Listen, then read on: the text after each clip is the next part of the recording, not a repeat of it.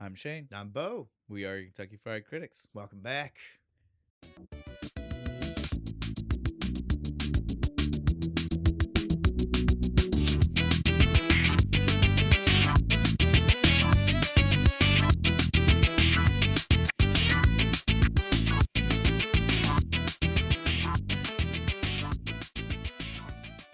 Why do I do this? I don't know. Like, I've done it for like the past few weeks. I've noticed. I need This is to just for quit. Patreon people, I Yeah. guess. So on that note, let's go ahead and get everything started here. You guys already know, you've seen, we are doing The Land Before Time. Yay. Bo, you want to go ahead and talk to him about the beer we got here? The beer. Special today. Special beer. We're doing our own our hometown brewery. Somebody put that in order. That makes sense. And patrons, they'll get to see. I've been at it a little bit here.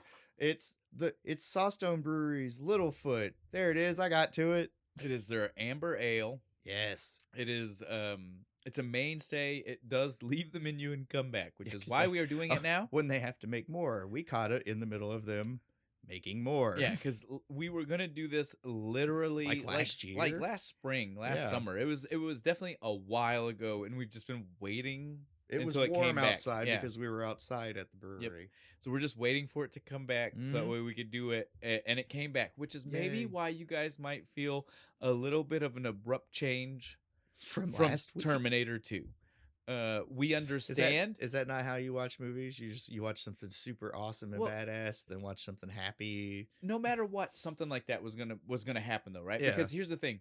We definitely do kids movies. I had to slow it down so I didn't say doo-doo. Doo-doo? We do You did it do anyway. kids movies. I know. Well, but that time it was actually the word doo-doo. Do People you weren't. do too? Yeah.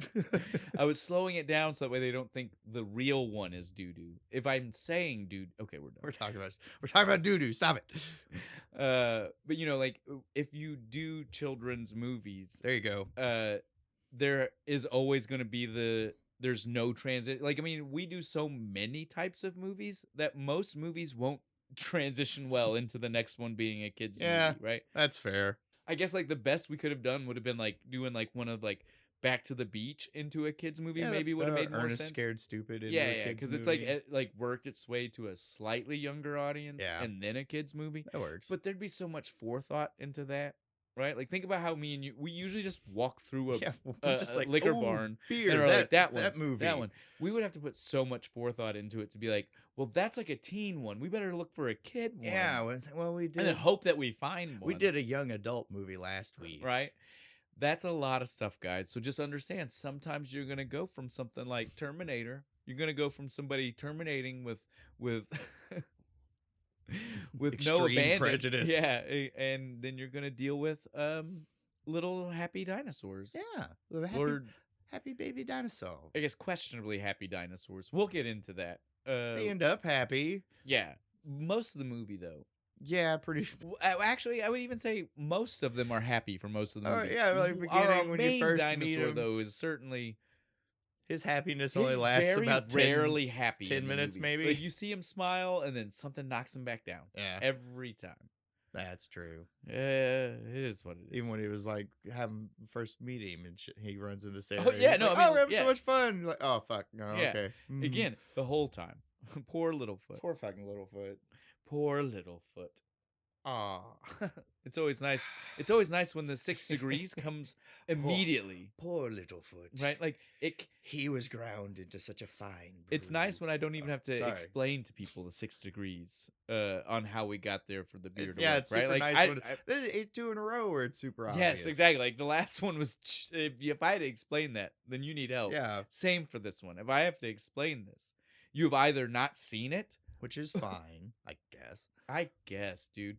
You had a horrible childhood if you didn't see this movie. Now here's the thing. This is why that's the perfect segue into us just talking about some of this before we get into the real the movie itself, the right? actual movie.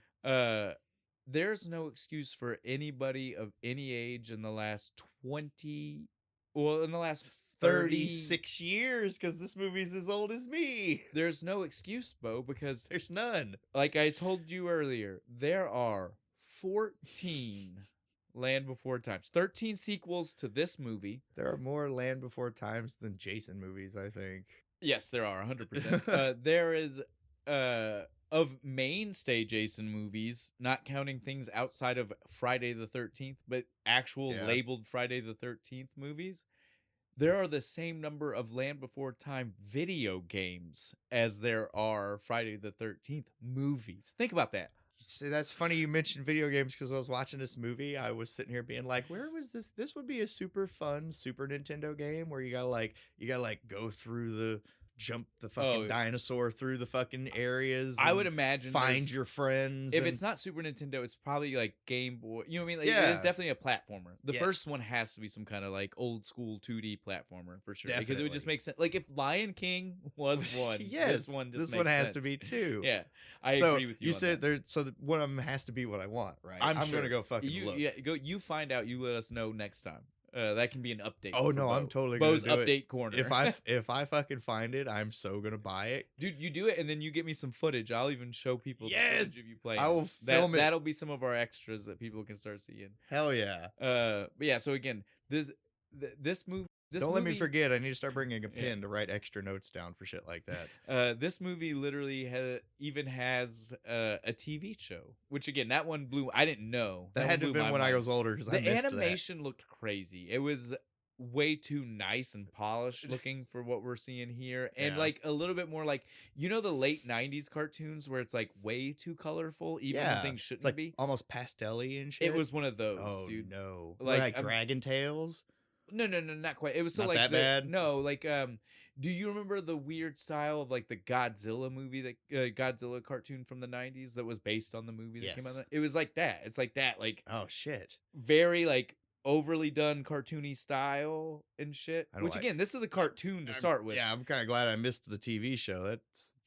It looked, dude. I've only seen a couple of like still frames of it, but it was. I've seen like geez. clips of some of the later like actual movies, and I'm like, dude, I don't like how it's animated. I'm sure it's probably way too clean. It's probably the same. It's probably close to the same. Again, like that. I think that is part of the beauty of this. Yes, and we grew up with this type of animation style still existing, so where it they makes actually the difference. sat and fucking drew it and panel really by did. panel and panel. Well, and again, like the thing that's awesome about this, and it's the thing that you don't pay attention to as a kid, but as an adult you notice, is that this kind of movie you still see the imperfections in. Yeah. Right? Like you can see where the color of a dinosaur is slightly different between one like shell say like like between sliding one scene to the shell or whatever to the next. Yeah, so you can see like the split second where you're like, somebody's paint got a little diluted in yes, this and cell. I love that. Like to me, that's beautiful. Like I always love it. I always love like like this. that. Like you can tell when like something is in the background is supposed to move or be kind of way because it's kind of a different color than the rest of it. Well, yeah, because back in the day the background was solid. Yeah, it was just a matte painting that was just on there, and they just laid stagnant. And then they put everything on top of fucking it.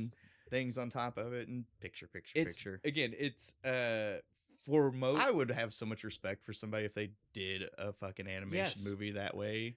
Kids today, most kids. I love my son. You guys have heard him talk plenty enough, so you guys know he has a love. Our king nerd in training here. He has a real love of older movies, and most kids today have no respect. None. And don't get me wrong, for a small bit, he was the same kind of way where it was like, if it's not like a computer generated animation thing, he didn't want to watch it. Doing it. He's not 3D. I don't care. Yeah, he's gotten past that, and not only has he gotten past it, he is really starting to understand the work that goes in. Because he watched this, and Bo heard him. He literally just said to Bo, "It was short." It was short.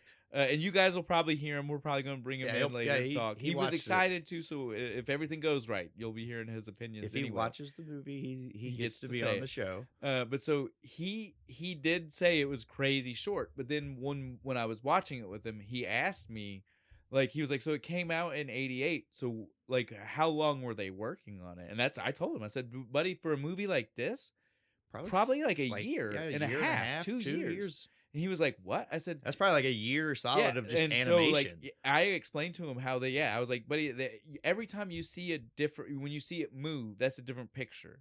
Every picture for the movement was drawn and put on top of the other one, like a flip book." Yeah, he knows what a flip book is, so I was just, I told him, I was just like a flip book, and he was just like, "What?" I said, "That's how this style is done.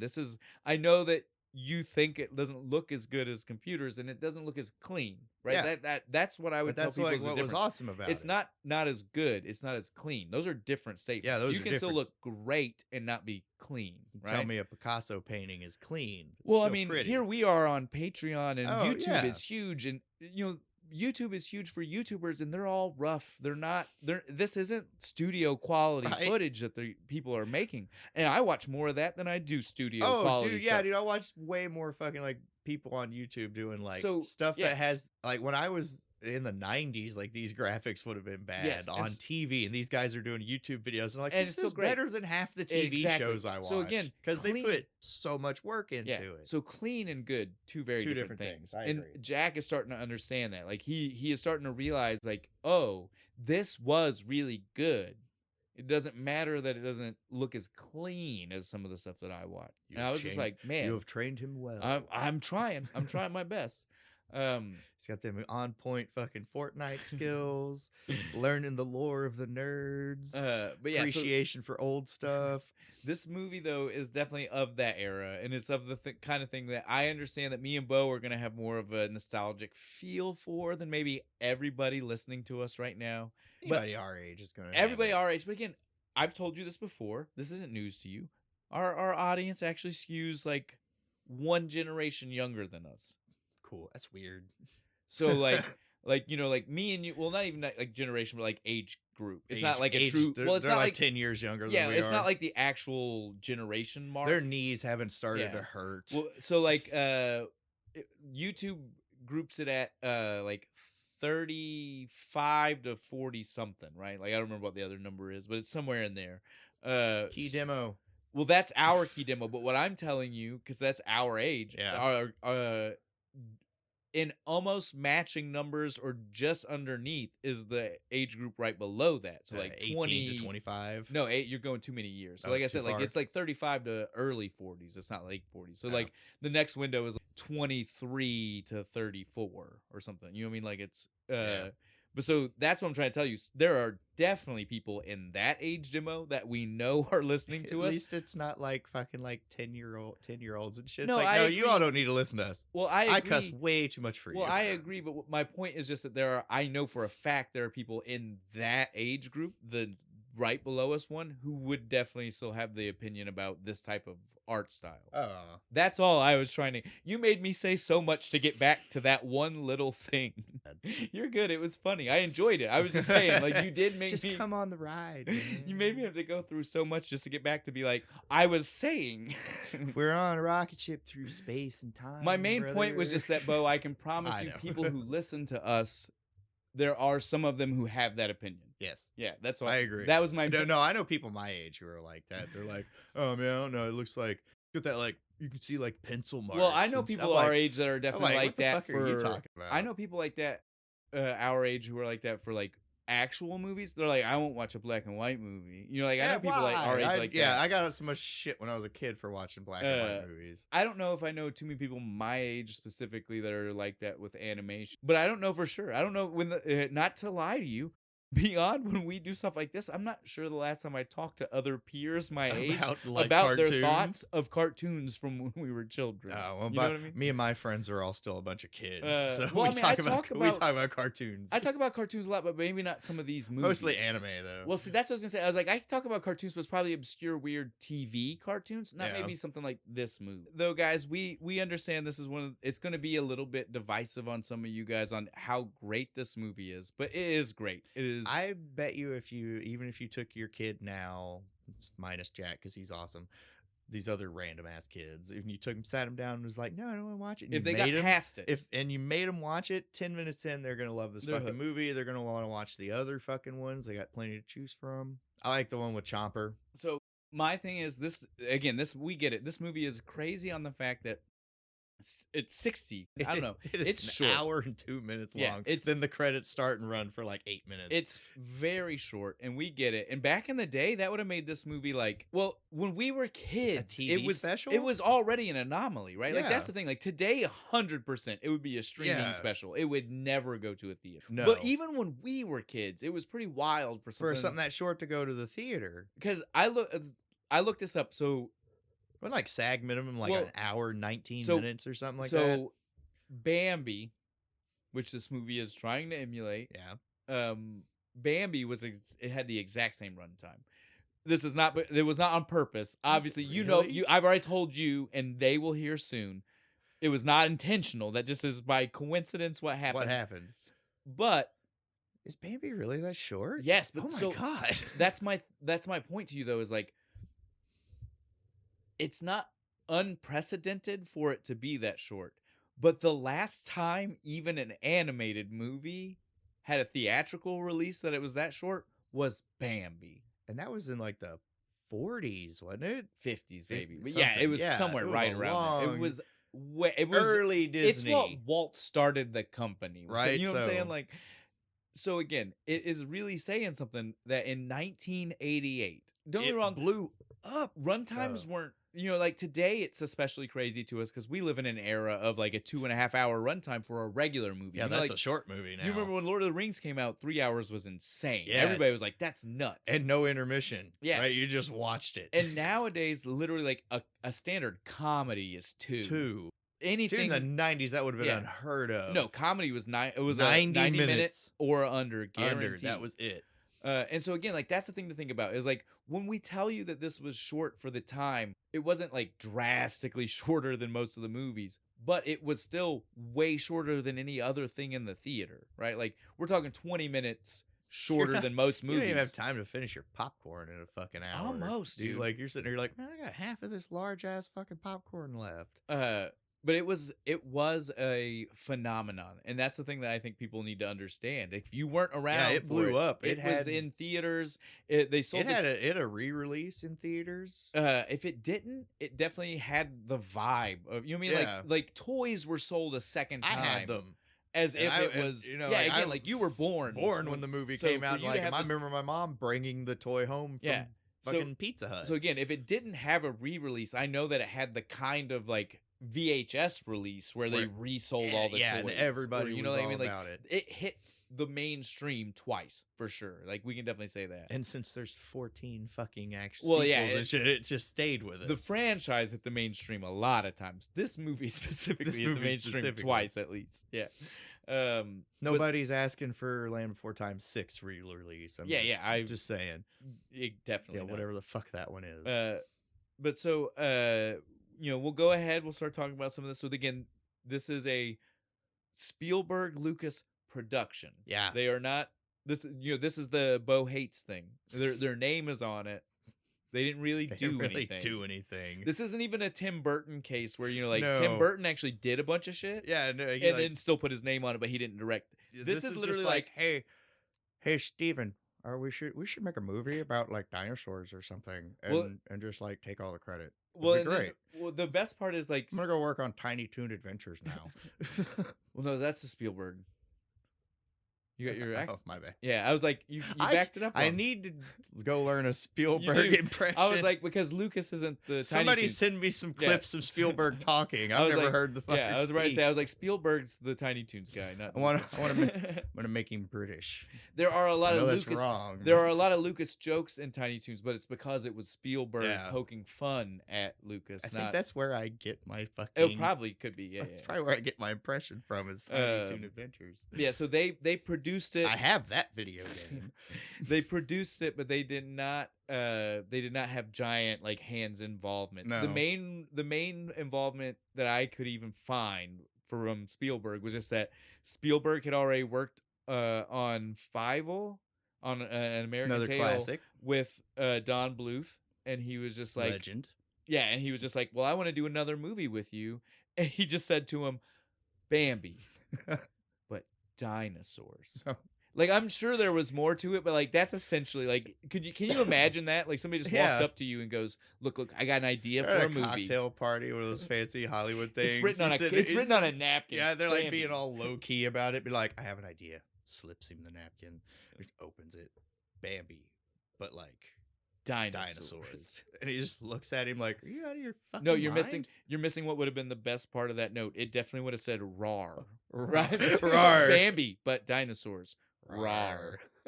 He draws a little T-Rex in the corner, right? That had to be it. Yeah, so for the most part, that's the only involvement I can tell that they had in the beginning, Yeah. right? But so now I'll get to the next part because it will tie into the only other input I know that these two guys had in the movie. So the next part is, I've already mentioned, Don Bluth. Don Bluth is our Yes. director. He's probably animating or at least helping the animation department because he is also an animator. He is that kind of guy. He used to animate for Disney. He was like a lead animator for like the Pete's Dragon Rescuer era. So a lot of that like live action. Most of the movies I watched when I was a kid. Yeah. Well, again, because they were classics by that Yeah. point. But it's also like it was that era of live action meets. You know, because like the Rescuers has some live action pieces scrapped in. Pete's Dragon is all animation on top of and so he was in charge of that era, and then they had some issues, and he was like, "I don't like working with you." Get fucked, Walt. Suck Pretty these much nuts. I'm gonna go start my own company. He basically led a revolt of a bunch of animators that left. Yeah. All Viva of them, la animation. all of them did not go with him, but a bunch did go with him. They created their own company. They made Secrets of Nim, which is a Still need true to watch classic. that. You do. It's a classic. You're not the first person to tell me this. Your fondness of it at this age will definitely be different than if you had watched it as a child. But I do believe I know you well enough to know you'd still appreciate it. My critical brain would still be able to appreciate it. Yes, you still appreciate it. Yeah. It is definitely the kind of kids movie that is not only like an adult can appreciate it. Ages well. It's not like a lot of the like late 90s style kids movies where it's literally like this is just straight dumb violence that only a kid is laughing at. Yeah. It's not that. There's like an actual story and like plot points and things that are going on. He also though is well known for doing a couple of movies after this one. I'm sure everybody knows All Dogs Go to Heaven. Yes. And the second one too, right? Yeah. Yeah, you both of them. Then I'm pretty sure Anastasia. Don't quote me on that one. It feels right, so yeah, we'll go with it. But Rockadoodle. I love that movie. Oliver and Company, which again I mentioned those. I like the music from that movie. Oliver and Company is closer to this era. Rockadoodle was in like the mid 90s. Yeah. I only mentioned them together because they're both musical movies, right? Then he ended out with like Titan AE, which is a deep cut, but if you know that movie, you like that. Well, actually, I say that, but apparently, when I looked this up, a lot of people did not like that movie. I feel like I've watched it and I liked it. I feel like most kids didn't like sci-fi the way we did, and therefore it might have been a little bit lost on them. I agree. I'm not trying to say they're right. I'm just saying I think that's the problem. Well, they're fucking wrong. But so Don Bluth is a very storied man. He has a very big career in this industry. But so Don Bluth is just he is legend, I said. And a legend for children. There are people who do animation like Ralph Bakshi. He does animation. It's not a child's legend, right? Yeah. Like Don Bluth made kids movies, and he animated our childhood pretty much.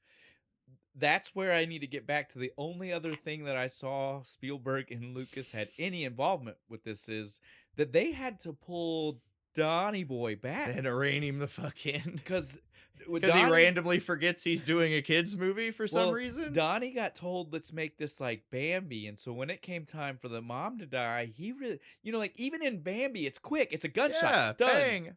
Oh. No, so Don wanted to make sure the kids felt it. Yeah. Apparently. We had to watch the light go out of mom's eyes in this movie, right? I found out that this movie apparently was originally going to have 19 more minutes, which would have fleshed it out to a full runtime. Yeah.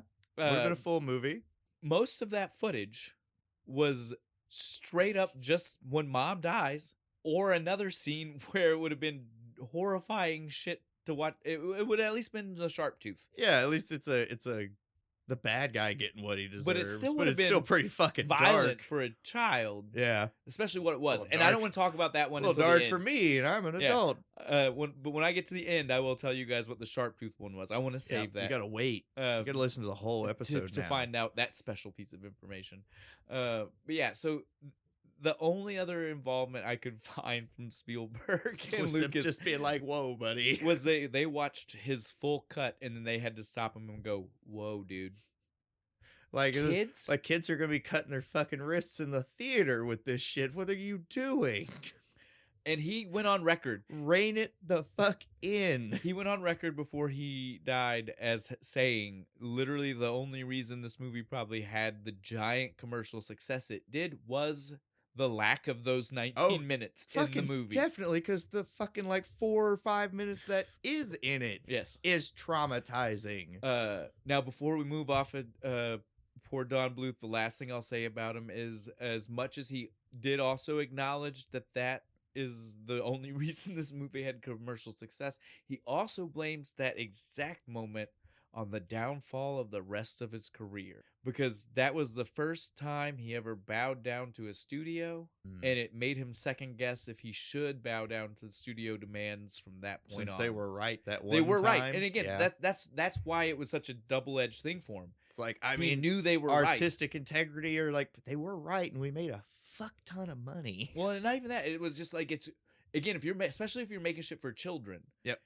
You want that commercial success because it means that, less, like, an adult's commercial success can mean a lot of things, but for kids, for someone to be commercially successful, it means you resonated with the children, right? Yeah. Like, adults, it doesn't mean that it resonated. Some people might go see it because they like bad movies. You know what I mean? Like us. But for children, you're only going to go see it again if it resonated. You're like, yay. If it means something. And so, like, you want that. Like and we so did. And so, like I said, like, I could see how that would make it a struggle for a guy like him from that point on to be like, he just starts second guessing everything he's doing. Right? Like, is the studio trying to make it so that way those kids are going to like it better? Or are they just trying to make more money? Yeah. Because that would make a neat toy. Right? I can see where that probably really made a struggle for him from that point on in his career.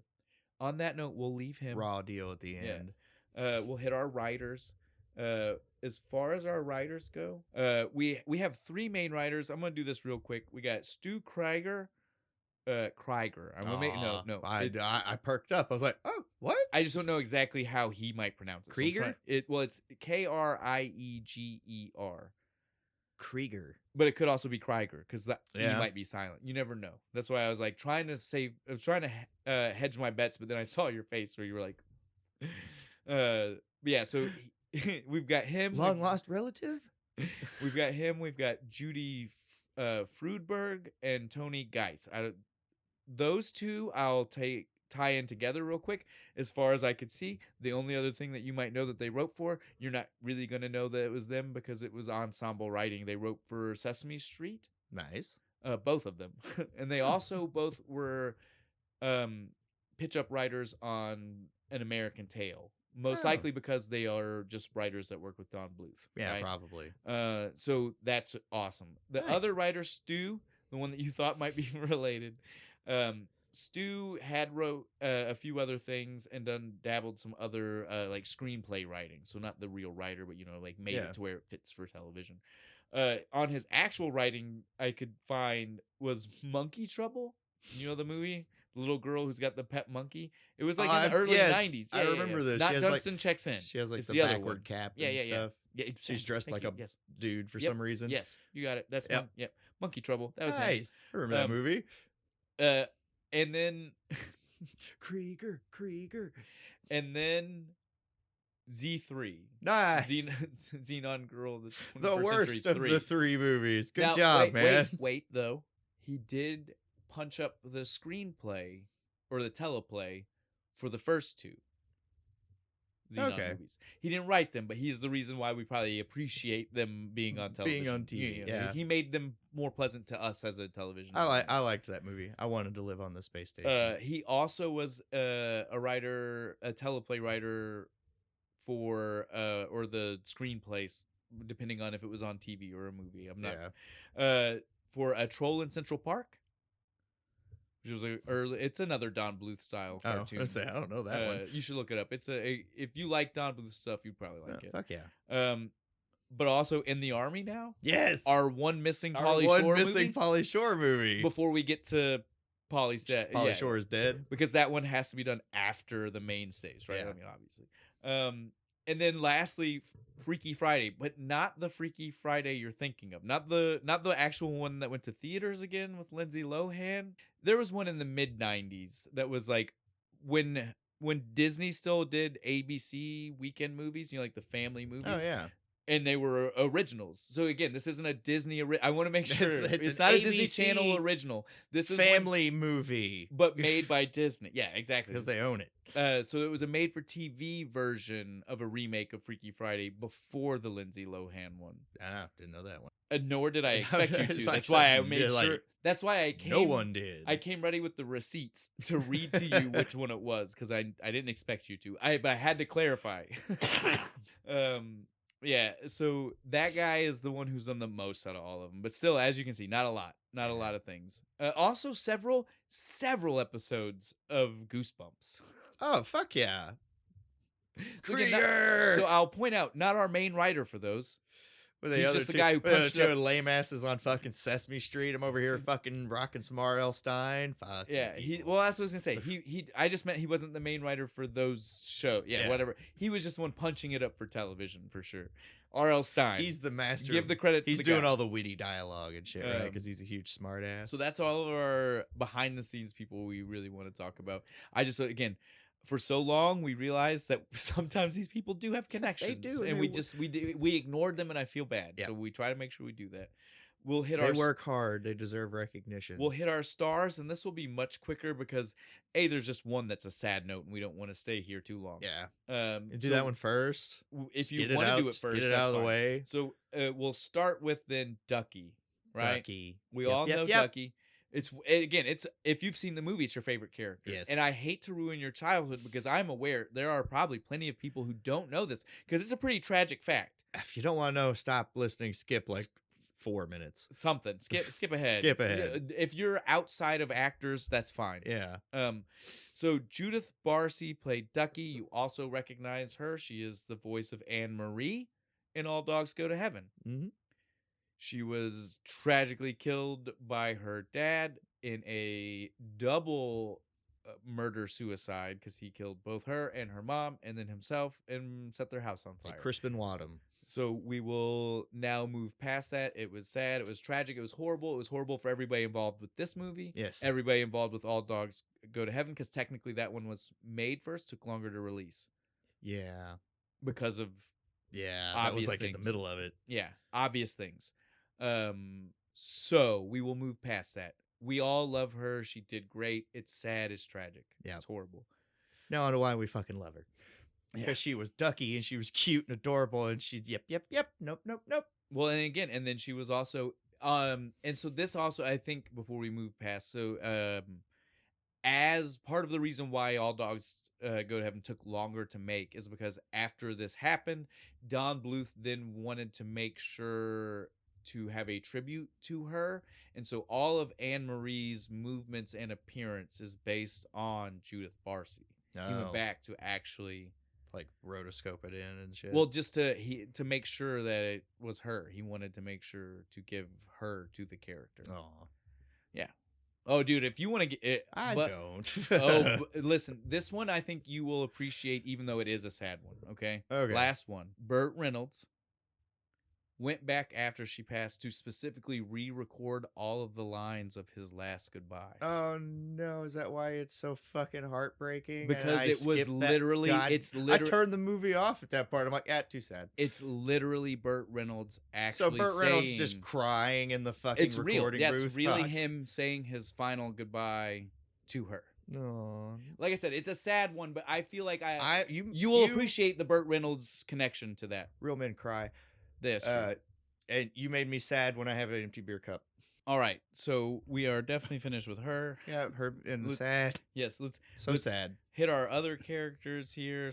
So first and foremost, we will hit our narrator, who also has one other speaking role in the movie. He is Cooter or whatever the old guy who's only there for like looks like a rock for like 30 seconds. He's not even there that long. I mean, it's longer than that, but you know what I mean. Like he's just he's short. Important, but he just kind of but he's mainly just our narrator. That's going to be Pat Hingle. He is a guy you've heard the voice before. Well, not only that, you've seen him. Oh, I have. Yeah. Have we done a movie? No, he's been in? All right. We haven't done it, but I know you've. There's no way you've not seen him. Any of them.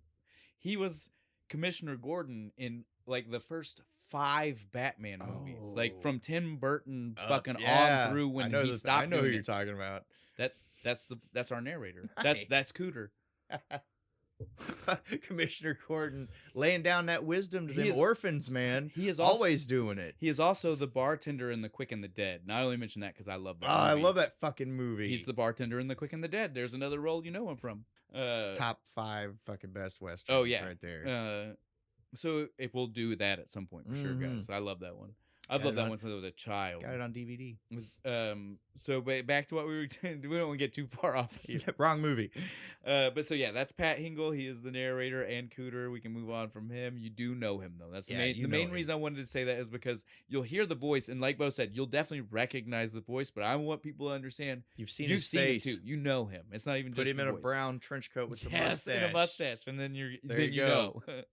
know. Our next one we'll cover is our only other adult that really speaks of any kind of importance. That's gonna be Littlefoot's mom. Yeah. There are other adults. I'm not trying to pretend. Sarah's dad. Sarah's dad and the grandparents each have Do like. they even have a line? Yeah. Grandma has a very little one. She's the one who starts the conversation that leads to the tree star conversation with mom. Oh, okay. Like they're talking and then mom picks them up. And all then, right. Like I said, back to what I was saying. Similar voice to mom. That's So why it little just importance. Like I was saying, Yeah. so little importance. It doesn't matter. I thought that I was like, they're just there in this movie. You want to hear him talk? I you might gotta- even maybe you gotta I'm wait wrong. for the sequel. Maybe she only says like a word. I don't know, but I feel like she does have like one. Yeah, she has deliverable to. line. I'll go watch it again. I don't have a problem. Yeah, well, it's not that long. Yeah, it's only an hour out of my day.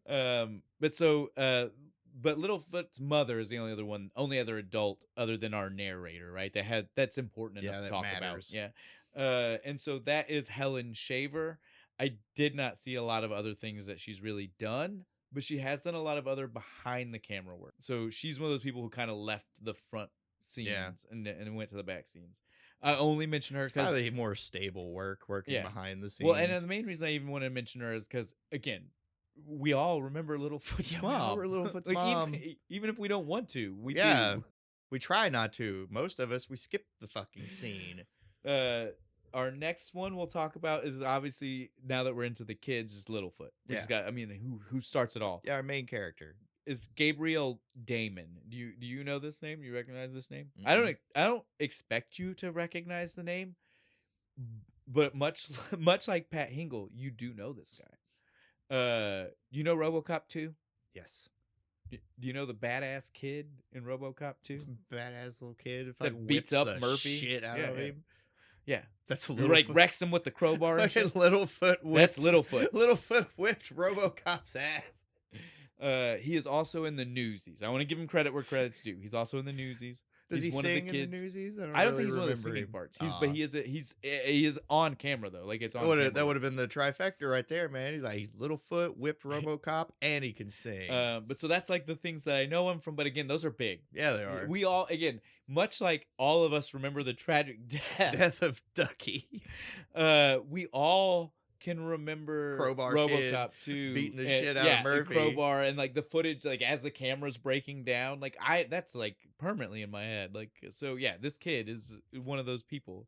He's done enough. Those two things give him notoriety for the rest of his life. You know what I mean? Like, you may not recognize him, but the second he goes, I was Littlefoot, you're just gonna be like, shut. Yeah, he gets to wake up in the morning and say that shit. You don't, so shut up. Our next one then we'll mention is Candace Hudson. She played Sarah. She not in a lot of stuff, but she's one of the only kids that did multiple Land Before Times. Like, she did the voice of Sarah. She came back for others? For 4. Most of the kids did not come back for any of them. Well, because the only kids we've already mentioned one. We're not going to go back there. Obvious reasons. Yeah. And then Gabriel as Littlefoot, I don't think he came back. He might have done the second one, but I don't think he did anything past that. But he was already hitting. Yeah. Think about him in RoboCop 2. Yeah, he was already hitting like that age where the voice wasn't or something, staying. right? Yeah, they lucked. He's not going to get that voice going. They lucked into the voice being right. Still. Yeah. He's just verge of too old at that point. So Sarah makes sense. She's a girl. It's easier for her to keep the pitch. Do. Yeah. And Spike is voiced by like a grown ass. The rest, man. everybody else is adults. That's what I was gonna say. So like, of the kids, Candace was the only kid that did multiple Land Before Times, right? Spike though, the guy who did Spike is in all but one. Nice. Of the movies. So I mean, was he that just guy, sick for that one. I don't know. Couldn't find why he didn't do it, but he's done all but one of them. I'm pretty sure. But before I move away from Candace, because that would have been a good segue to Spike, it I would. wanted to tell you because this is a fun one. She is the star in a late 80s, early 90s cheesy B horror movie. Dolly Dearest. Never heard of it. It's exactly what you think it might be. Is it just a It's like a possessed girl doll? version of Chucky, almost. Oh, see, dolls creep me the fuck out, so it'd Well, probably then- scare me. So I've probably seen a it. good I like one. it. It's That's good. what I It feel is. like- You It's should probably look on Tubi. I would imagine. $5. It's the kind of fare. Yes. If it's not there, it's on Shudder, which means you can get it on my Amazon. Yeah. We will make sure you can watch it for sure, Bo. Yeah, I only had to point that out for that. So, like we said, though, we've already mentioned Spike. Though is an adult. Frank Welker. He is a I know that name. he is a voice actor. I have heard that name before. Listen, stop. You have. You've heard that voice before. And again, in this movie, he only does grunting. Yeah, it's voices. like he just grunts. He does Spike, he does the Sharp Tooth, and he does the Dome Heads, all of which are grunts, none of which speak like everybody else, Nope. right? The funniest part about this is he is the most storied voice actor in the movie. He did the voice of Fred in the original Scooby. I'm talking the 60s. The original When Scooby-Doo? Casey Kasem was fucking Shaggy, this man was Fred. Nice. Okay? He was Fred. He was Garfield. He was the voice of Curious George and everything from the 90s on. This man Yeah, is this a is why I voice knew the you name. know. Okay? He is a voice you know. There it is. I was like, I know that name. Why? Again, he's done 1,000 other things. I'm not It's trying to... mostly from Garfield, I feel like. and he's probably done adult cartoons. Oh, Think I'm about sure. like Futurama. Like, I mean, he's had to have done Oh, these. he I- had to have been on Futurama. But before. right now we're talking about some kids stuff, so I wanted Yeah. to focus on like the things that we all would have known him from that time frame, right? Like Garfield cartoon was like 2 or 3 years after this. Yeah. This man is somebody you know, right? Like this is a voice you won't recognize any of what he's doing in this as a voice that you know No. because it's all just grunting and and things like that. But- Chewing noises. yeah, but he is definitely a famous person. Then our last That's fucking hilarious. It's Yeah. like, hey man, you're like the most highly paid guy here. Can Like, you do all of the grunting? that's why he did so many of them. Our last one then that we have to mention is just Petrie. That's our last I our love last Petrie. group member. Will Ryan was the voice of Petrie. Not a child, like we've already mentioned. He's also done voices for other things. He's not quite as storied as Frank, so I didn't look into it as in-depthly.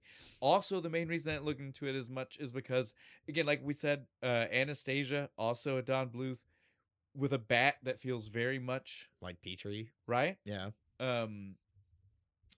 And I just feel like after okay, so we can agree then the bat in Anastasia is almost exactly the same as the bat in Fern Gully. Yes. Right?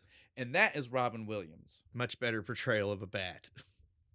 I can't watch Petrie with how closely I connect him to those two bats and not feel like this would have been better as a Robin Williams voiced character. And there are literal lines that I hear better as the Robin Williams in my head Yep. than what's in the movie. I'm a flyer, not a faller. That's the one. Yep. I can literally can hear hear it Robin as Williams, Robin Williams. doing that. Right? Yeah. To the TARDIS. I hate we to- have to fix this. I hate to like rain on that little because I could tell like you were just like watching me like where's he going? Yeah, Like, like, what what are he's you doing? saying. But when I got there, you were just like, oh shit, that makes so much Petrie sense. should have been Robin Williams. And it's hard for me to watch now and not just be like, man, that would have. He would have done. It's the point in the career. Yeah. It's the point in his career. He would have done it. He would have done the little voice for it too. Yes. The Petrie, whatever the fuck. Yes, I'm telling you, it would have been Would better. have been great. Uh, Movie would have went from like great to fucking legendary. Oh, yes. On that note, we are officially done. I've said everything I wanted to say about this, which is again, That's a I lot. really fleshed out a lot of stuff here. We fleshed out a Our lot. our breakdown of the people working on it. Well, the people is working probably on it- longer than the actual movie. Some of the background stuff, Right. the other weirdness. Yeah, we covered a lot. I'm not sure who all gets to hear that. Patreon gets to hear all of that. I feel like some of that might be lost to our audio fans. Sorry, guys. Sorry. If you want to hear If that, you want to hear it, Bo knew where Yeah. I was going. Bo was Yeah. like, I see what you're doing. I got you. Pay me some yeah, if money, you guys, bitch. if you guys want to hear that, you know where to go find It's it. not a lot. It's only $3. Patreon.com/Kentucky Well, Fried yeah, that's Critics. right. There you go. I did it right. I'm proud of you. Oh, I guess the first time. On that note, though, we can definitely just roll into this movie, right? Yep. And so it starts with Bubbles. the most beautiful underwater Water scene shit. And the for little no reason. Why are we just underwater? because. I thought it was gonna be like when I first turned it on because it's been a long time. I Yes. was like, is it gonna be like in Fantasia where it's like you get like and it evolves and the dude walks out on the water? No, We're gonna like that would speed have almost run. been kind of cool. Yeah, like we're gonna like fast forward to the This dinosaurs. was literally just like, hey, here's water, even though none of the rest of the movie takes It's place in water. water. And it's not even like one of Ducky's fucking Yeah, no, dinosaurs. It's just some random ass little And bugs. It's and a random bugs. thing, and then bugs skittering around and sea turtle all of a sudden. Then all of a sudden, family of tortoises. Oh yeah. I love when that's the moment that I go from kind of being like, why is this here? To being like, ooh. When the family of tortoises, right? The animation, the look of like the 9 of them swimming different directions. When it's directions. just the one and the bugs, it's like, okay. But then you see 9, and I mean, like, again, and like they split swoop into different ways. do that like formation through the fucking water, and then it like transitions into like the bigger dinosaurs eating shit out of the That's water. the and spot stuff. where you're officially like, oh, this is cool. Oh fuck, we're about the to music, see something. The music swells up and it goes, the land. Like the water makes you think like, I don't know. Did I put the wrong movie? Right? Or it just like, I don't know if I'm gonna watch this movie. Nemo. Right? No. But then as soon as you see the tortoises, you're just like, oh, I'm in. Shit. I'm in on this. Because that's this a cool looks effect. And I love turtles. Yes. It was very cool. Then we get right after that, we get the narrator, like you said. We see the words "the land before time," and then the narrator tries to explain to us what that means. And I was like, I don't Long feel before you or me. I don't feel the like we antelope needed and the that. lion. Even for children, I don't feel like we needed the All extra of it. explanation about It's just what like it means. he's like keeps going back. He's just like before the mastodon, Yeah. or the saber tooth. Like, I don't know about you, but as a child, if you tell me dinosaur, I understand really long time ago. Yeah. You don't need to elaborate for me to understand. I got it. Land before time. You know, like the title what was it? and dinosaur. What was that does TV it show all. that was on in the 90s, like Land of the Lost, where Yes. like they were all in like dinosaurs and Yes. shit? You're like, I got it. It's just like, I don't think we needed both. Like I mean, like No. you don't need to hammer it in. Like when you give me the title card and I see dinosaurs, 'Cause I it's understand. the full 30 seconds of him just going back in time through different animals. I guess And then he's like, now dinosaurs. They needed to have a reason for the narrator to be there, because again, once he finishes here, shows up he like pops in like except for like his random actual like scenes. characters. Yes, his narration comes in randomly, Right. and could not be there and not hurt a Wouldn't damn have bothered thing. a fucking Yeah. thing. So again, I guess maybe they were just trying to make sure he had some lines. They called In they the called him beginning, in. the beginning of the movie, Don Bluth understood the assignment. Oh yeah, children, and then like somewhere he forgot. I need to make sure they understand what's happening. Yeah, and then I will crush their souls later. But so the narrator also sets up for us that the world that we're about to see is full of I love that the movie says this. It starts by telling us there are 2 types of dinosaurs. Yep, flat teeth. Sharp teeth. Yep. And then the rest of the movie proceeds to tell us there are 90,000 types of dinosaurs. Like every time you meet a dinosaur, they're like, well, this is a different type of dinosaur. Different kind of dinosaur. This is a no, not one of them's like, I'm a flat tooth. Well, listen, we have a swimmer, Yep. we have a flyer, we have a 3-horn, a long neck, and a spike tail. Don't forget, long necks are also called flatheads. And you get what I'm saying? Personally, I think when he's like, "Hey, Flathead," he's like, "My name's Littlefoot." I think Flathead's a cooler name. Well, and then also remember, so Ducky is technically a swimmer, right? Yeah, they call her a big mouth. Ducky refers to herself as a big mouth. Now the problem That's with just that, because she talks too much. well, the problem with that is also, is she an unreliable narrator, right? Like, is she Probably. telling them that because she's so young and doesn't understand? Well, I have a big mouth. Yes, and so she's do they. Yeah, well, because she already said, I'm like you. I'm a long neck. You know, like she did the thing. So maybe it's all just connected to that. Could be. And she just doesn't understand that that's not what other dinosaurs call her type of dinosaur. Like, no, you swim. That's what we call you swimmers. Because technically, I can kind of float and kick, but you just swim. Well, see, to me, I think the swimmer designation means they can go fully underwater, right? Plenty of other dinosaurs swam. Yeah, as because in, they do. on They top. swim across Yeah, that yeah. like pond thing later. Swimming to me means that they're fully aquatic. Yeah, she can Yeah, dive yeah. and eat algae. Or something. We'll flesh these out more as we run into all these designations. In the Uh, surprisingly racist world of yes, dinosaurs. very, very much so. Or certainly at least speciest. Speciest. Uh, But they're anthropomorphic well, yeah, humans, they so they are that's definitely racist. substitutes for Yeah. us. Yeah, yeah. We are supposed to be learning a lesson during all of Yeah. this. For Remember sure. when children's movies like weren't afraid to teach us shit? Well, and again, they were actually able to do it subtly and not Yes, and feel not just like ham-fisted, smack you in the right? face. Because this feels subtle. It does Yeah. it doesn't feel ham-fisted. I didn't pick up As on a it. child? No, it wasn't until I watched it last night. I was like, And oh, even then, it takes a second. You're oh kind of just shit. like, Sarah's dad's in kind the of a middle of him racist. being a dick, you stop to be like, oh, the kind of dick he's being, though, Is right? kind of Like, racist. at first, you just hear it and you're like, oh, dickhead. Yeah. You're Yeah. like, oh, wait a minute. Wait a minute, sir. You pushed it a little too far. I get you're maybe I don't want my daughter playing with that kid because we're on this like fucking weird adventure. Like, no, you're just like, no, he's one of those.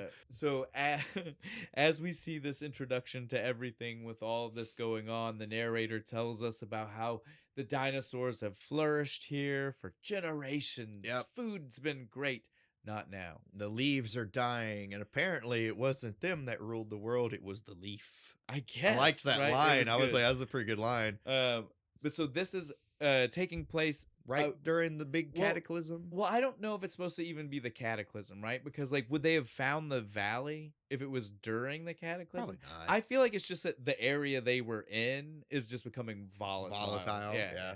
And so they're right where the continents are starting to push together, and that's why we get all the earthquakes and shit. Like, we are just seeing these dinosaurs as they realize they had to leave what was their ancestral home, right? Yep. Which is an important thing. Don Bluth loved to do stories about like journeys and shit.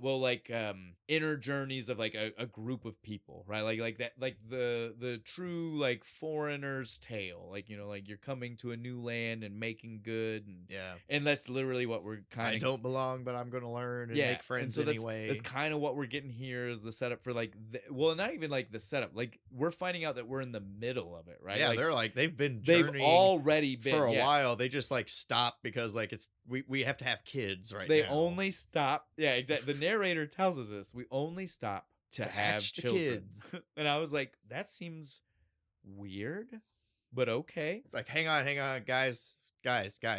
Vacation time. We gotta fuck real quick. Well, it's been too long. No, they were doing that on the road. They stopped. They're fuck walking. They stopped when it was time. That's probably hard for the ones on 4 legs, man. They stopped when it was time to have them, not when it was. The ones on 2 legs can kind of hop, you know. Well, the 4-legged ones, somebody's like carrying a shit ton of weight. There you go. It is what it is, man. Lazy male, just kind of on the back of the big brontosaurus. Just the other problem though with this is that, and again, I get it's a kids movie. Yeah. Would these varied dinosaurs be on anywhere close to the same gestational period? Like, what's the chances that they're all like the they same make it time. They make it seem like everybody stops. This is baby having time. It's baby time. Everybody have your eggs right now, and they're all gonna hatch in the same at the same time too, within minutes of each other. But so that's what we do. We that's how we really get into our movie. We stop with the narration as we see like actual hatching. Here it is, and Ducky first. Yes. I love that. Fucking best. Again, this is before we know she's the cutest. Yeah, she's the cute. She pops and she's just looks like. Oh, it's before. Yeah, it's before we know she's Ducky. It's before but she's still. Yeah. Well, again, still for us, we know. But I mean, like that the way she's animated, that personality comes out immediately as soon as she pops out of the egg. My main point is like if you've never seen it, you would go in not knowing if you're ever seeing this dinosaur again, right? Like we do. We see it and we're instantly like. But if you've never seen it, like, you know, like when I showed Jack, like he had no idea if this dinosaur was ever showing back up, especially since it did take 25 minutes for it to come back. Like he was probably like, oh. That's that dinosaur from earlier. So we see Ducky's born. Ducky then is our showcase for everything else. Like we follow Ducky around to see Sarah being born. I like it. She's like got her legs out of her fucking shell, and she's still chasing shit, running and smashes into her dad. I want to know. So does that make Sarah like? Is that like the dinosaur version of the runt of the litter?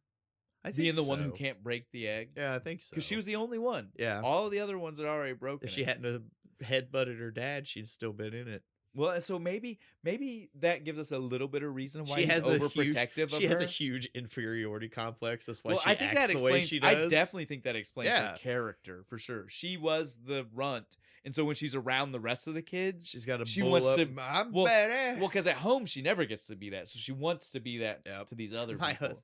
my brothers and sisters pick on me. Pretty much. So after those, though, we get to see our long necks. And most of they're their eggs are maybe like forgotten about. smashed. Well, I don't know if they're even smashed. It looked to me like they were maybe saying a couple of them had hatched. But the thing about that is we see no other None. like everybody else. Ducky's got a full family. Yep. So does Sarah. Petrie has a full family. Yeah, Petrie has a bunch of brothers. Spike and was shit. abandoned, so that doesn't count. We would never have seen Spike. Probably does. We just don't know. Yeah, what we don't know what happened to his him. family. I'm sure that's one of the sequels. How much you want to bet? Oh, I'm sure it is. But so we don't know for sure. But I think the assumption, is especially supposed to be since we see the one, yeah, and then it immediately gets taken by one of those little tiny scavenger dinosaurs. Scavenger egg hunter Is things. supposed to be that is what's happened to all of them. Yeah, we don't actually know. They should have done a little bit more to let us know. better. Well, the fact that they're broken in there, but then we see this one take it. It's like, well, Did he? wouldn't we just think that he would do what the rest of them, which is break it there? Yeah. No, he decided he had to go be sneaky. I don't know. But you get what I mean? Like, it technically it's hard to make It's- the assumption. It's all plot, so we can have the Rube Goldberg of the egg. Yes, no, that's what falling it all is. over the place, spinning all over, showing us the goes on bear. a- It was an interesting way to show us the barren wasteland. I do right? remember this when I was a kid. The first initial impressions. I remember like watching this and being like, "Oh, it's gonna break." You're just waiting for it the whole time. You're just waiting for the egg. Well, to and then just it breaks, shatter. and you're like, oh, oh, he's fine. It's okay. Thank God. oh, he was far enough along. Yeah. We're okay. It's not just like a runny yolk. But yeah, luckily, Mom saves him because even once he was hatched, technically that scavenger dinosaur, like again, Yeah, like he's still there. he would have eaten. The whole reason he was taking the egg was to eat the thing Yeah, to inside eat the egg. thing. If You anything, think just because it's out of the fucking shell, he's gonna stop? He's if like, anything, nah. that meal is easier now. He's like, ooh, actually, more protein content. I bet. But again, this is when we get our introduction to Mama Foot, Yep. for lack of a real name. she She doesn't have a name. She like shoulder tackles this Oh, thing yeah, no, out of the she- fucking way. And think about the size difference. Like that, like you would tap it and it would fly. Right. She It does, and I guess it Oh, yeah. kills it because we never Oh, see it it's again. dead. There's not a single part of me that doesn't believe that thing died when Its it hit whatever neck just wall. Yeah. Whip snaps.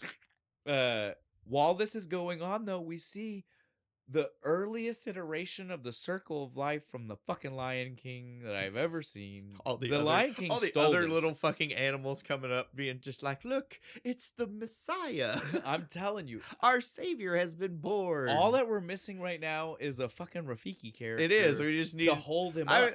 Mom picks him up and Yeah. carries him all dramatic up into the But sky. it's kind of like after the point where you would expect Yeah, the but- Rafiki moment, because it's after we spin around. it is Lord Littlefoot ascending unto the heavens. But yeah, this Aw. is definitely one of those moments where you're just like, wow, dude, like you realize the impact that this movie had on things after it when you see Yeah, after moments the like fact, this, right? yeah. Like, because you know that animators from The Lion King 100%, whether they were trying to mimic it or inspired by it, there was definitely a connection Oh yeah, to dude, this. you can't be an animator They and not literally both and call not it lean the some circle of respect to life Don is the Bluth. actual words in used both in movies this movie. Yes, to describe this whole thing. So yes, you can say what you want. we just didn't get the epic song right Right, right exactly. after the one old dinosaur tells him. Oh, I got it. Right, that's an Elton John song. Yep. He was inspired by this moment. Yeah, he was. He was sitting watching fucking Land Before Time. It's not true at all, but from my no, head fuck you, canon, canon. It has happened. is that Until Elton John shows up and tells me otherwise. That is what happened. he wrote it for this, but the movie had already come out, and so then when they approached him about Lion King, he said, "I got a song for I you. got a song for that. I think it'll work perfect." It's the circle of life. Yeah, so the main point though that I want to make about us seeing this is that to me it implies that our long necks have a higher place position in the herd? hierarchy Yeah. of the convoy that they're traveling Yeah, in. it makes sense. They got the long necks. They could probably see danger. Well, like Sarah, we see Nobody else was there when she was. Fuck, Ducky fell into the water. Her parents barely fucking paid knew. attention. So at the end of the movie, her parents are like surprised she's back. Like, right. oh, you were missing. So again, like, to me, it just seems like the fact that people showed up for the long neck There was some childbirth fanfare for Littlefoot. makes it important. It shows us that they are somehow more important. This will come back right now. Actually, I was ready to be like, it's gonna come back, and then I looked at my notes. I was like, oh, it's right here. So the next thing we see, they age up. We see the kids a little bit older. We get this nice Littlefoot's running because he hears another kid playing. It's Sarah. They charge. That's Sarah. cute. They like charge at each other. They play for a second. She is dead serious. She's gonna fuck him up, and he's just like got the goofy smile, like, "Oh, we're playing." Well, she is gonna fuck him up because she thinks he's trying to steal the bug that she's trying to eat. She's chasing the pug, which I have a problem with because if these are supposed to be herbivores, she looked like she was about to eat it, didn't she? She was trying to eat it. That's messed up. And I want to tell you this is how big of a dork I am, how bad my OCD is. When I saw that, I had to find out for sure. Triceratops are omnivores. Oh, so they would have ate meat. And so most likely would not have traveled with this convoy because this convoy was all herbivores. They were flat teeth. They start getting hungry. These Triceratops are going to be spearing some motherfuckers. So, maybe not the Brontosaurus, but definitely like Ducky's people and somebody. Shit. Again, not really important. Something you can trample real easy. Not really important. This is a kid's movie, and they definitely want us just to believe that they're plant eaters. But my point just being... too dark. John, it's too dark. my point just being that obviously it was a little weird That's to show one of the her trying to eat. Sarah's dad fucking just spearing Ducky's mom. But yeah, like it's just very weird to see her chasing a bug in the middle of, well, not even the middle, like seconds after telling us they're all herbivores. Yeah. Like they're all they like 2 seconds ago everybody just popped out of their eggs. Yeah. And she's trying to eat this. But so we age up and we see that they're playing and they're having a great time. And now we get to my problem about this whole the long necks are definitely supposed to be prestigious, right? They should be. What we've seen so far in the limited 5 minutes this movie's been going, we've seen whether they're supposed to be just on a higher, part of the fucking herd chain or what, but that there's only like these three left. Something. They are more important. There's a reason they are of import, right? Like they are definitely people that we should pay attention to. But no, literally in the middle of playing, Sarah's dad just like jumped that fucking. I thought he was gonna hit fucking Littlefoot because he charges the fucking and roars at him. Starts screaming, "We don't play with long necks!" Ah. Sarah jumps right in behind her too. She's just like, "Yeah, we don't play with long necks." I'm like, "Yeah, there you go. Get that racism instilled early." Well, and it's just so horrible that we even have to deal with this, right? Like, why? Why are we? Yeah. Aren't we all going the same way? We're all in the same kind of herd here. Shouldn't we look out for each other? Yep. Especially shouldn't you be nice to the people who are tallest and can see shit the furthest the fuck away? I don't understand any of it. Plus, we have to assume his dad is somewhere, right? Littlefoot's dad. Yeah, because we haven't seen him. We don't somewhere. see him, and we already know that there will never be a mention. Yeah. So we'd have to assume there's a reason for it. And it will make sense later why I think that means everybody should be respecting the fuck out of these people. For real. But Tops, that's Sarah's dad. His name is a Tops. Cool name. Is that how it's fucking? Yes. That's Sarah awesome. Tops. It's dope. Is the mom's name Try? I don't know. Try Sarah Tops. But I adore the fact that is the father-daughter name. But so we see that they deal with their problems after. Oh, actually, I think this was supposed to happen first, but it doesn't matter. Then we get our introduction to the tree star. Oh, the sacred tree star, right? Why it's the only important. one left. It's more importantly though that the movie doesn't say and should like the mom should have actually said is that it was the only one left where they were. Yeah, because they do run into more. Oh yeah, they run into one on the journey, oasis and the whole point of the valley is that there's like fuck tons of. Well, them, the one doesn't even come. The oasis was regular leaves. If you pay attention, you can see them after he knocks them from the tree. Oh, they're regular. They're just regular leaves. But the one falls from the sky later on. You know, he's lost this one. Yeah. And then later he's like, my mom gave me another one as it falls from the sky. I got my notes. The sacred tree star falls from heaven. And so again, that's to what I'm saying. remind our hero of his purpose. So they tell us at this point it's the last one, and then we just proceed to see more for whatever reason. In the video game, those have to be your power-ups, right? I like guess. that's your It's like health. the Pac-Man dot. Yes. But yeah, so right now though, we are told the tree star is very sacred, very important. This is definitely the last one where they're at, for sure. Because they're eating sticks, right? Like they're just chomping on fucking sticks. And it's, to me, I love this because I remember this like more than anything else about the movie. And you like, I was very young, so like it's not like I remember like actual pieces of the movie. It's like a feelings of the movie more than anything else. I remember the weird Linus connection he has to the tree star, like Linus to the blanket, With the blanket? and Snoopy, right? Like, because he does. He does. You watch Yeah, him, no. he's wearing it as a blanket. Petrie He keeps it as fucking a like cape. starts to fuck with it, and he gets mad at him. Well, that's even the second one. Like this one, even like the first one, he rides away after his mom gives it to him. If you watch when he's riding away on his mom's back, yeah, he's wearing got it like as a fucking blanket. That's what I'm saying. Like it literally becomes like a Linus fucking security blanket for him. He all but worry stones it. So just Yes. rubs it. Because even this first one, you see it multiple times before we don't see it anymore. Like it is constantly here, and we see it, and it's like laying beside him or over. You know, it is made to make sure you realize it's a set I like when piece. Petrie takes ownership of it. He's like, "I will protect it," and it rolls up into the scroll for the rest of the movie that Petrie carries around. Or Littlefoot. Oh yeah, also he carries it like in his a mouth stick. and shit like a stick. Yeah.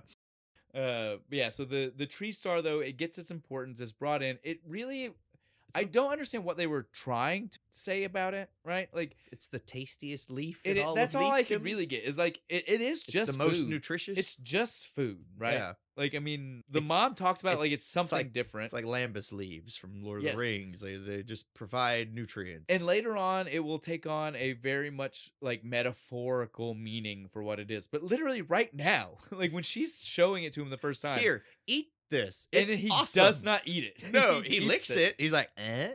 Okay, and then Cool. keeps I'm gonna it. keep it to make a lovely hat.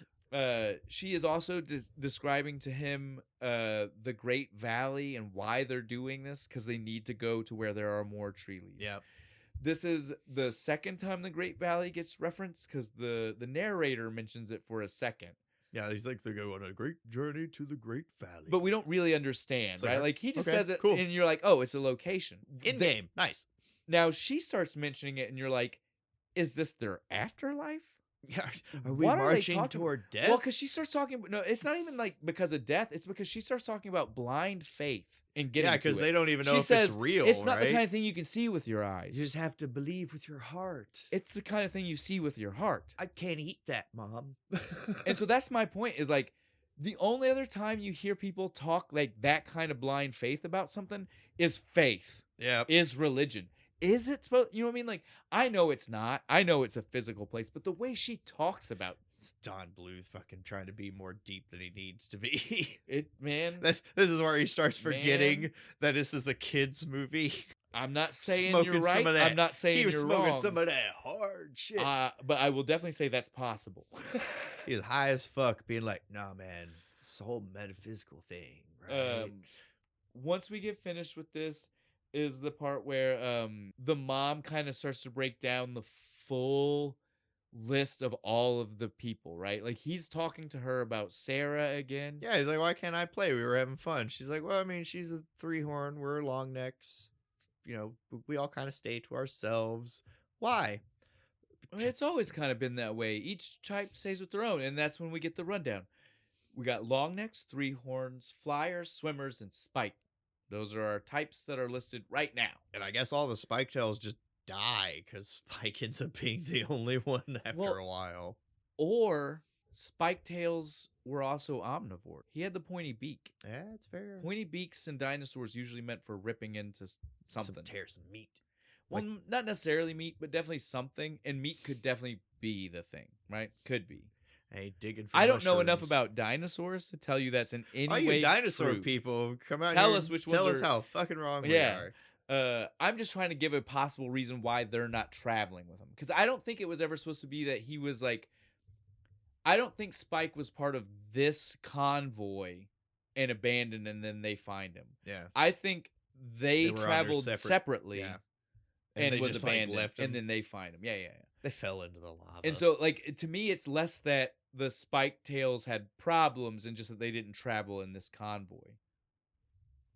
they which- might eat us, so fuck them. Well, that's what I was going to say, They got which would be the them- reason them- why, right? More racism. Them fucking goddamn spiky bastards. They might bite me. Well, Only if we get really hungry. once this finishes, we get everybody goes to sleep. It's nighttime. Frogs croaking. Ancient frogs. Ancient frogs. Prehistoric Hoppers. frogs. Hoppers. Come back here, Hopper. I do appreciate this. This is that second part where I'll mention the Triceratops are probably omnivores. Because again, Sarah doesn't chase after this thing like she's having fun. Littlefoot chases after like, oh, Hey, interesting. Cool. What are you? you?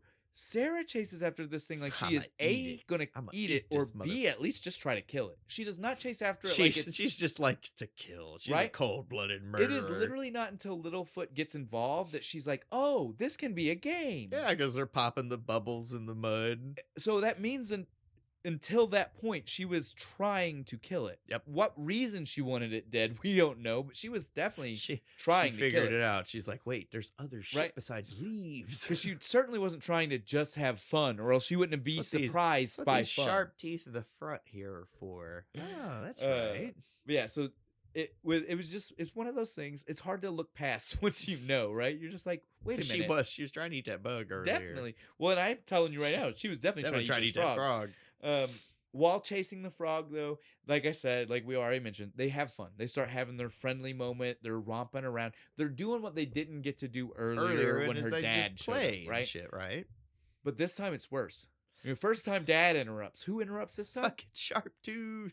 Man, Fucking T-Rex this shows is up. a hell of an introduction to. This thing looks badass too, the way it's drawn. I remember being scared as a kid. I was scared of this thing, especially like remember this scene where it's going through watching the briar it patch. now as an adult and seeing it and being like, I understand why I was scared as a kid. I think it's the breath. Well, and it's the movement, animations dude. where Like it's like it breathes the because- fucking steam. we quickly get to, like, right now when we see it with Littlefoot and Sarah, it's easy to forget how little they are, right? Because they are children. Yeah. And so you see the size difference and you're like, oh, okay, it doesn't help you know how big this T-Rex is.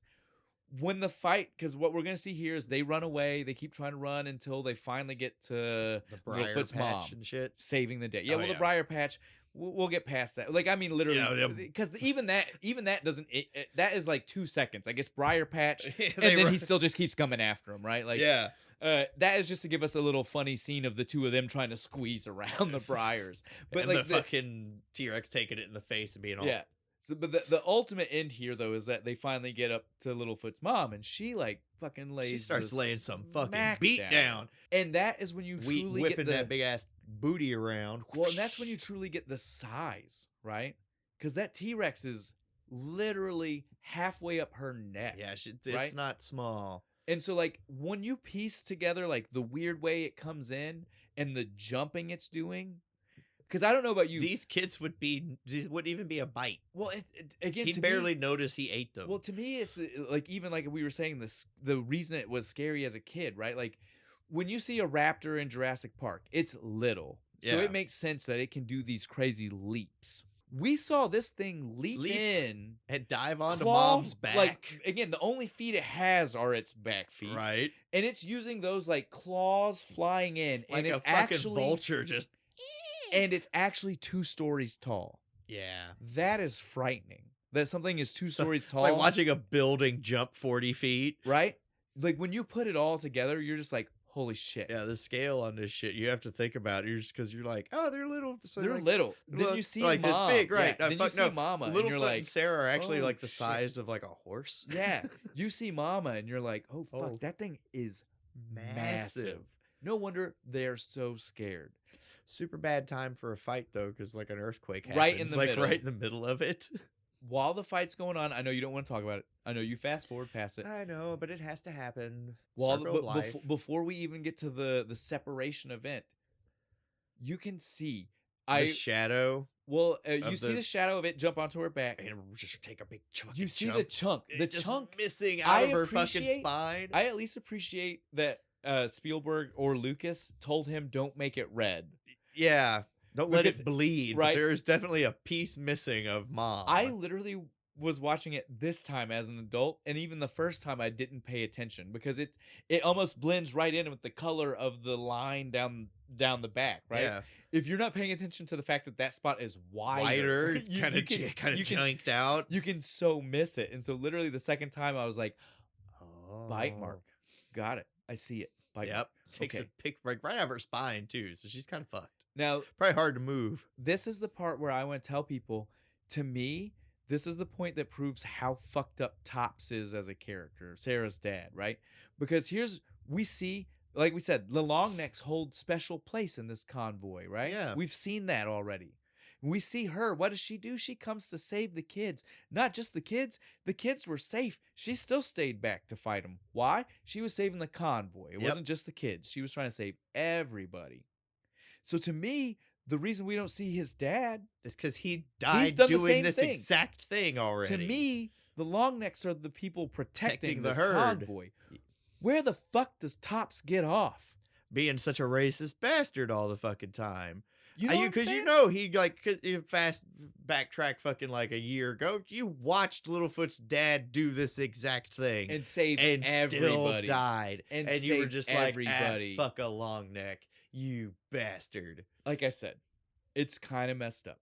It like Tops. I despise that character. He never gets any better. This. Don't get me wrong. This is all inference from me, but it's inference that tracks, right? As soon as I Oh. told you this theory, you were like, Yeah, no, "No, that makes it sense." totally makes sense. I could totally get that. Because again, we see at no point, and we see this convoy several times. At no point do we see any other dinosaur do anything to protect this convoy. It is literally the long necks. Yep, and you just Triceratops. You think they'd be pretty? They're big. They But got think about the size horns and difference though. shit. Like that T-Rex has got to be, if it's up to the neck. Yeah, We saw when why you double when team Mama came Bron- up to Tops, the long neck keeps it busy. Fucking Triceratops that's just comes it. in with the Tops horns would up have the to work ass. with them. That's just See? it. But yeah, We're like being think about it such though, a like racist. because there's only one scene where you can see it, but there's a scene where you can see like Mama Foot's foot when she comes to get Littlefoot in the beginning from Tops, right? Yep.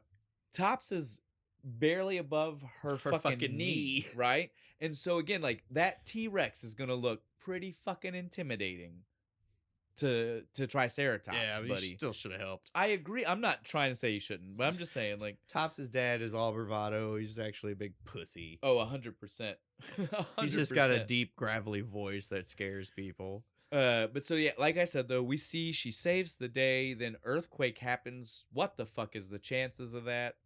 Not even just that earthquake happens, that The whole world splits apart. that earthquake happens and makes a ravine. Yeah, Right between everybody. Well, literally Littlefoot and Sarah. Like yeah, everybody, but we only see those two. It's so funny because they're literally on the corner of the land looking. at each other, fucking land daddy. So we see them on their side, and on the other side, the only other dinosaurs we see just are the like grandma, grandpa, and Tops. Tops. And it just was sitting like, there, just be like, what do we do? Like, what are the chances that that is exactly how it broke? Because think about it, Sarah. Well, think about it. right next to him. Well, Sarah and Littlefoot weren't there. It's not like they Yeah. broke while they were all standing together. Like those two were just happened to be running Running up the other and way. got there. Why would they have been standing at the edge of the other? I don't know. Just like where we were supposed to Yeah, stand, right. right? They put a tape down. It Yeah, was there our was a mark. little X. There was this is our mark. We're making a it's fucking real movie film. Yeah, here. like it's a real film. Yeah. Oh, but yeah. So If like a grandpa gets pissed, I'll be in my fucking trailer. this is the part where things start to get really serious, though, right? Like this is Littlefoot's on his own. Yep. Mom is gone. She's dead. Sad scene. Fast forward. But Bo doesn't want to talk about it, and we won't. But we do at least have to say that that's what happens. she Like, died. there's enough. rainy days. He sad. goes up to her. She talks. Done. You got to keep going to the valley. Don't. I'll always be with you. Sadness. Go. You'll always be with me. You're always here. Stop Where are it. you going, Mom? Stop it. Okay, I'm what done. are you I'm sorry. doing? If you wouldn't have said the line, I wouldn't have done it. You had to say the line, dude. You had to say you set me up. You were like lobbing it up for the spike. Hold I on, had to come back cut down. The camera. Cut the camera. Cry. Sorry, that was too good not to. All right, but yeah, so we've dealt with the sad part. The sad part is behind. Well, like, again, like it's the thing. It's almost over. It Well, gets you kind of want- less sad. We have to have like the scene that like Well, no, but here's somebody no, acknowledges it's where not- mom's dead. It's not even that, Bo. It's that literally, it's like sad part's over, but literally from this point till the end of the movie, which again is only 30 minutes, but still it's 30 minutes. Littlefoot is crying. There's at least one tear in his eye at least every He's just 3 he's minutes just so from this sad. point until the end I of the movie. get it, but I know, but I'm just saying, like, as much as you want to skip past, like, it never happened. The movie doesn't let you. I know. Every time It's you're like, so it's mean. over. They're they like, keep oh, he's bringing her crying. back. It's like, oh, cool, we're gonna have like some fun like adventure stuff happening, and then we're gonna like, oh, remember your mom died? We're gonna have her talk to you from the afterlife for a few seconds to be like, hey, remember you're supposed to go like do stuff? Oh yeah, that's right, mom. Okay, so now is the part where I get to tell everybody because we were waiting to talk about what it was that Don Bluth did. One of them, and we mentioned this one a little bit earlier, this scene was longer. Apparently way longer. Way longer. Why? It's already I already can't deal with it. Why what was the rest of it? Dark morbid me I don't wants to know. My only point to the only reason I even brought it up again, since we'd already mentioned it once, but was to now is what I want to tell you. As much as you don't like it when these people put their name on a movie like this, if these two wouldn't have done it, you would have the dark history you don't want. That's fair. Spielberg and Lucas did stop this from being as bad as it could have been. That's the only reason. I will give them that credit. I guess that merits. Sometimes I guess that merits you putting your name on it. Fine. This is the part where we get a thing that I do believe was also added into the movie.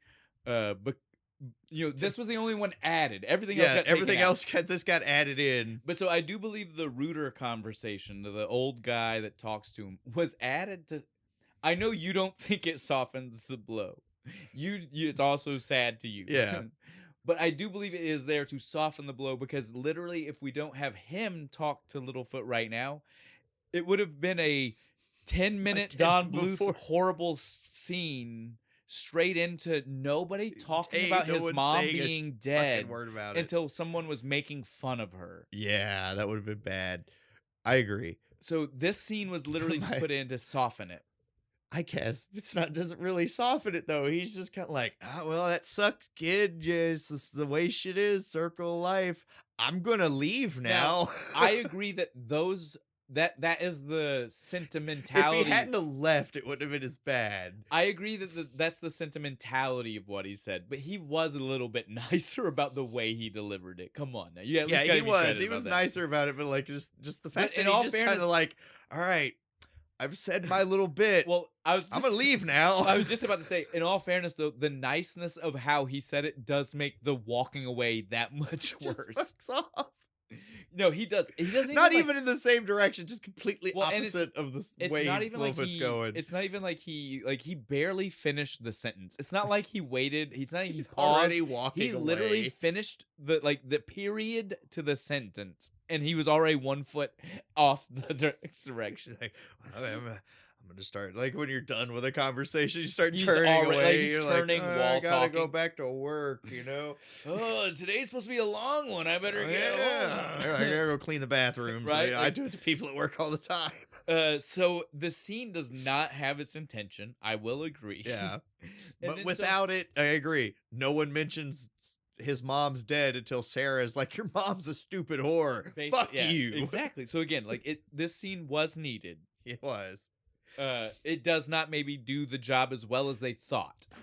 Did you want it to be fucking Dom DeLuise though? Well, yes, and it because it felt like we were missing him from this movie. In a perfect world, it could have been Don Bluth liked working with Dom DeLuise. This would have been where I would have put him because he could have done it serious, but it probably would have been more lighthearted, made me feel better. 100%. Which leads us to the next scene, because if we want to talk about lighthearted, the next one's the lighthearted one. I like it. The cherry with the little flyers, they're fighting over it and shit. The happy little flyer interlude. That's what my notes say. Happy little flyer interlude. My notes But- literally say the only reason that this scene is here is because Don Bluth needed something to bring the kids back, because god damn it, they were walking out of the Yes, theater. oh my god, it's like I'm about to turn this the fuck off. Oh wait, hang on, these funny these little guys are funny. Oh. They're dropping that thing on each other.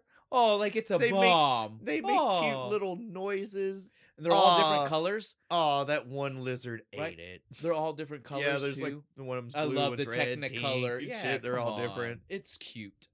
They all get one. Mom pulls out the fucking whole bunch of them, and they march off all in a row. As soon as they march off, though, they walk past Littlefoot, he's all sad. and then we proceed to get like this little mini montage. Because again, the movie doesn't actually let us know how much time passes after this, but this little montage certainly is to set up that it's a little bit. Yeah, some he time deals has with passage. some time of struggling They with what's do happening. not do a good job of telling me how much, though. But my main point is that we are definitely getting a montage, so some time is going by. Littlefoot runs into how many different dinosaurs, all of which see him depressed as all fuck, and all of which just immediately walk away. Like, oh, hey. Oh, you're You're sad. sad. That sucks, brother. That ain't on my bingo Yeah. card. I'm not dealing with Glad I that. ain't fucking you, man. You know. It's funny though, right? Like it's so funny. Like There's like this one lizard, like kind of straight up, just like looks at him like this, like, nah, too sad. Fuck it. yes, dude, I'm telling you, it's so funny. He doesn't look like he'd be fun to talk to right now. When he's at his lowest, though, what finally happens? The new tree star. Oh. And it reminds him what he's supposed to do. He's like in his. What was he doing? Was he going back the way he came? Because he's in like his mom's footprint or something. I don't know. They constantly show the dinosaur footprint, so I don't know if they're ever trying to tell us it's one we know or if it's just sitting there random. going in fucking I think they're circles. just trying to tell us that since it's the era of dinosaurs, that is everywhere. Yeah. Dinosaur footprints are everywhere. It's just normal. Okay. I don't think it's necessarily supposed to be that we know which one it is. It's just that a dinosaur It's footprint. when you're that small, it's a handy shelter. Yes. This got really weird because all of a sudden so before we said the tree star was like his security blanket, right? Yeah. And now the tree star is the Star of Bethlehem? Yeah. It's like falls from fucking heaven. And he starts talking about how he needs to follow it back to where it came from. Because it's his mom's sign. voice. His mom's voice is all like, "Do you remember how to get to the Great Valley?" Well, and then he Go starts this- hearing shit that was not told to him. I know. It's like, so is the leaf She starts real? talking about the volcano, and I was like, we never heard We never that heard before. that. You Oh, early ball of fire. ball of fire. Yeah, you just follow it. It's gonna go over us a bunch a of lot of times. That's But all. we go toward where it right? sets. I was totally like, what is going on? So there's some magic. It is a magical star. Magical fucking That's why I star said leaf. the tree star has officially become the Star of Bethlehem. It They has. are one and Yeah. the same. You can't tell me different. That thing, after this movie was over, shot into the sky and started lighting up the world. Yes, like you said, though, he hears his mom, which is super crazy. And then, while hearing his mom, continues to walk because he knows he needs to go. And he sees Sarah walking the other goddamn way. She's like, "What the fuck are you doing here? Leave me alone." before he sees Sarah is the shadow thing you hate. Oh yeah, where he sees the. Again, I hate it. So I just well, skip past it. I know, but the only reason I want to bring it up is because, again, we just dealt with him getting the tree, star and shit. and him being like, and hearing his mom's voice. Did we need the shadow? Isn't that just like extra? Like, just gonna some salt, it is little though. Dude. lemon Like, juice in he your was wound. already convinced that maybe his mom was alive because he was like this Hearing tree the star fucking brought her. voice, right? And hearing a voice. Then he sees the shadow. Like that, the voice one was because as kids we would be like, oh, he is hearing her, right? Because we Yeah. hear the voice. And again, Don Bluth being Don Bluth wanted to make sure we didn't have that optimism in us No. no more. And so Don Bluth was like, no, now I need to visually make sure they understand. He is alone. There is loss and sadness. I think this makes Littlefoot seem a little stupid because it goes Extremely for too stupid. long. Because when it's a big shadow, sure, When he but was once from it far away. started to like shrink, he should have like slowed down and had the realization When it of was like, literally the "Oh." exact same size as him. Exactly. Because when he actually jumps onto it, it's that thing where it's actually a little bit smaller than him, Right? even, He's like right? licking it like, mom. And it's like, dude, that thing is smaller than you now. The main part that we even needed to mention all of that for with the falling tree star is because this is the point where the narrator tells us Littlefoot now knows and He's accepts alone, yeah. that she is gone. This is where he knew he was alone. His mom wasn't coming back. It's been weeks, maybe. From what I understand of film theory, when you have a montage of scenes Like this. like different, like, oh, character in one place, character in new place, Meeting character new in other people place. every time. Yeah, that shows a progression of time. Could be weeks, could be something. They want us to believe that for weeks, he has been walking around depressed. Thinking his mom's just going to show up? Like I said, Bo, this movie doesn't let us forget. I know you don't want to remember, but it doesn't let us forget. I like to just block feelings. just cut them right off. It's okay, though. Now things pick up towards happy again, dude. Right? Like you said, now he runs into Sarah, which is a little shitty. She's being a bitch. She's just like, no, I'm going to go this fucking way. I'm going to find my other Triceratops people because we don't fucking travel with long necks. Wait, they do. Right? They literally fucking do. Her dad is literally part of the convoy that we have seen is led by the Longnecks. The three people, but they don't travel together. The three people in front of the convoy were his mom, his grandma, and his grandpa. Yep. There was nobody marching in front of them. They were in the front. I was so mad. That's long neck propaganda. The three horns are the real power in the herd. I was so mad when Sarah said we don't travel with long necks because I was like, what have you been doing this whole time? I was just like, literally the whole movie says you do. As long as they're within like 100 feet, right? They're not traveling together. Again, it's quite insane for her to act this way. Again, also because a long neck saved her life. She would be dead You now. You would think she would have a better opinion. And again, not just that the long neck saved her life, the long neck sacrificed her own life to save Sarah's life. I didn't even think of that. That makes what she says later even fucking worse. Like, you were standing right goddamn there. It's horrible, dude. It's horrible now and it's worse later. Yeah. But yeah, so Sarah says Sarah's knows best. Bitch. Fuck Sarah. She walks off. She's got this. She can handle herself. Fuck Littlefoot. Like how she falls down the cliff, though. I know. Gets her own. Yeah, that's what I said. You. Seconds after, gets her own. 2 seconds after she's talking shit, just rolls down the fucking cliff. But before we deal with her consequences of rolling down the cliff, we get to see Littlefoot, again depressed. Just being sad by the water. But this time he makes a new friend. Ducky! We get Ducky. Ducky shows up. The whole movie is brighter from this point on. So is. It picks up from this point because Ducky, she gets a smile. Because of Ducky. She gets a smile out of him too. And Ducky is that person. Every time things start to get down, Ducky brings it up. It's when she tries to impersonate a long neck. That's when fucking he goes, finally smiles. Long necks don't hang out with other dinosaurs. We only do things ourselves. That's okay. I'm a long neck too. See, look, I have a long neck and a long tail too, just like you. I'm okay, you're right. I'm not a long neck. I'm a big mouth. This was that point where I was like, is she a swimmer or is she a big mouth? I think. Are there more or less? Is she stupid? No, we already said it. I said it earlier. One of her siblings was like called her a big mouth, and she didn't understand. Shut the fuck up. Yeah, well, and she didn't understand, so she thought that was she thought that meant we're big mouths. Bitch, you talk too much. You never shut up. She is also worth pointing out because she is the first ever representation of ADHD totally. on TV. Totally, because this is before that was even knew what the fuck that was. This is before that was a diagnosis. This is when everybody would like when me and you were kids, when they would just be like, those kids are just hyper. You should probably cut the sugar out. Yeah, right? The fucking the kid you can't give a Mountain Dew to. Right? Like that. This was that era. So this, having a depiction like this solidifies that it was a real thing, right? Because this we is all knew that kid. This is writers being like, no, we know kids like this. Yeah. We knew kids like this because it was an undiagnosed actual problem that kids can deal with. That we didn't know was a thing. But yeah, 100% Ducky is our ADD kid. Can never focus on anything.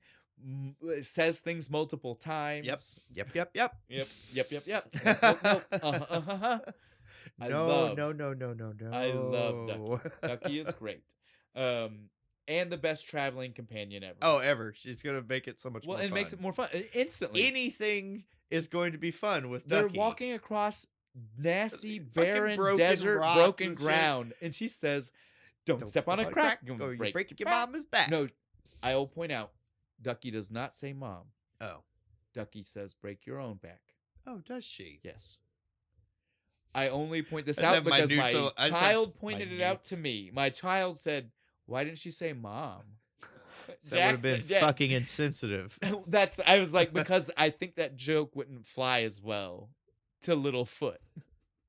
Ducky doesn't know that. Oh my god, especially since she got bit in the fucking Yes, spine. dude. I don't think the joke flies as well to Littlefoot.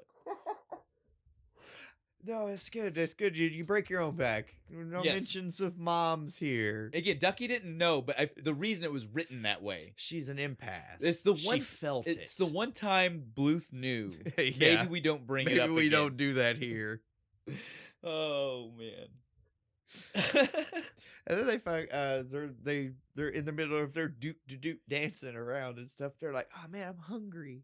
I love What the do these hungry. taste like?" Grabs No. just a random branch, starts chewing on it. I love the little kid interpretation of hungry, where My the stomach belly is is growling talking. and they say, "My stomach is talking to me." That's so real. That's what Yeah. little kids do. They hear you say something like "stomach growling," My and then tummy they twist talking. It. Yes, I love it. It talked at me. I'm hungry. It's so good. Then like you said, we see him start eating twigs. Or reeds or something. Well, I don't know. no, because it was a. It looked it's like a a tree. It looked like a thing of firecrackers. Yes, it's a tree that has no leaves left, right? Yeah. So it's like the buds where a leaf would have been, right? Right. And so he's like sucking Just it down, like trying to chew it. and they start hearing talking. I love Ducky. I do not think you should eat trees that talk. It's not talking. Fucking Petrie falls out I of the know. tree. I just absolutely love the way Ducky was about Methinks that. you though. shouldn't be eating trees that are talking. Nope, nope, nope. So perfect. Yeah, then Petrie falls out. We finally get another member of our group. Petrie getting like the least introduction or just kinda like falls. care, right? Like everybody else, it gets like a real kind of like big, like, hey, this is a new Yeah, person. here they are. Petrie falls. Petrie says, I don't fly. Everybody makes fun of the not flying. You're a flyer, not a faller. Hey, I agree with him. He's like, hey, flying's hard, and then he like tries and falls down, and fucking Ducky's just like, I mean, yeah, that's fair. We can't fly either. It's fun. We get like we said, this is so much more of our group. Yep.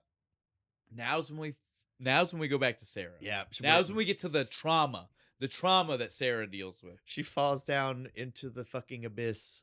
This is what where she gets. the sharp though. tooth I'm just saying, is. this is what she gets. This is why she. This should is her never own have fault. Gone on her If own. she'd have left well enough alone, she could have just left. But no, she has to like act like a badass If and she starts would've- fucking with the unconscious body. I'll posit to you, if she would have left well enough alone, that the rest of the movie would never have happened. That's fair.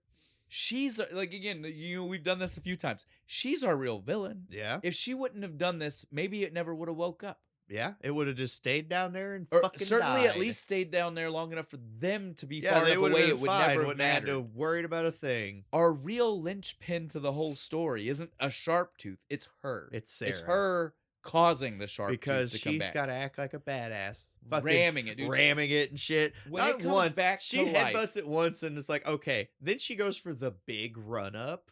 Dude, I was so not okay with it. Like, I was No. just like, what are Leave you it fucking alone. doing? What are you doing? But so she wakes it up. Oh, it's scary as fuck. She's like charging and stuff, and the eye opens, and she just sees herself in it. She fucking takes off like you should. Lucky for her, it didn't seem to notice her, and it had a hard time getting up. We hope. We hope, because it takes it a while to find them later. Now we go back to our group, and it's so funny because we see this transition shot, right? She was scared of actual scary shit happening. Yep. And then they take us to our group, and they are scared of the fanned monitor lizard. That's not scary at all. Even as It's big. barely bigger than Like, them. yeah, I It's was like, barely bigger than I feel them. like you guys could if take they would have it. lined up end to end, they would have been Yeah, bigger than it wasn't that fucking big, but they're all just. It was such a funny transition to literally go from like truly life-threatening, scary moment to those guys being like, "Oh, ah."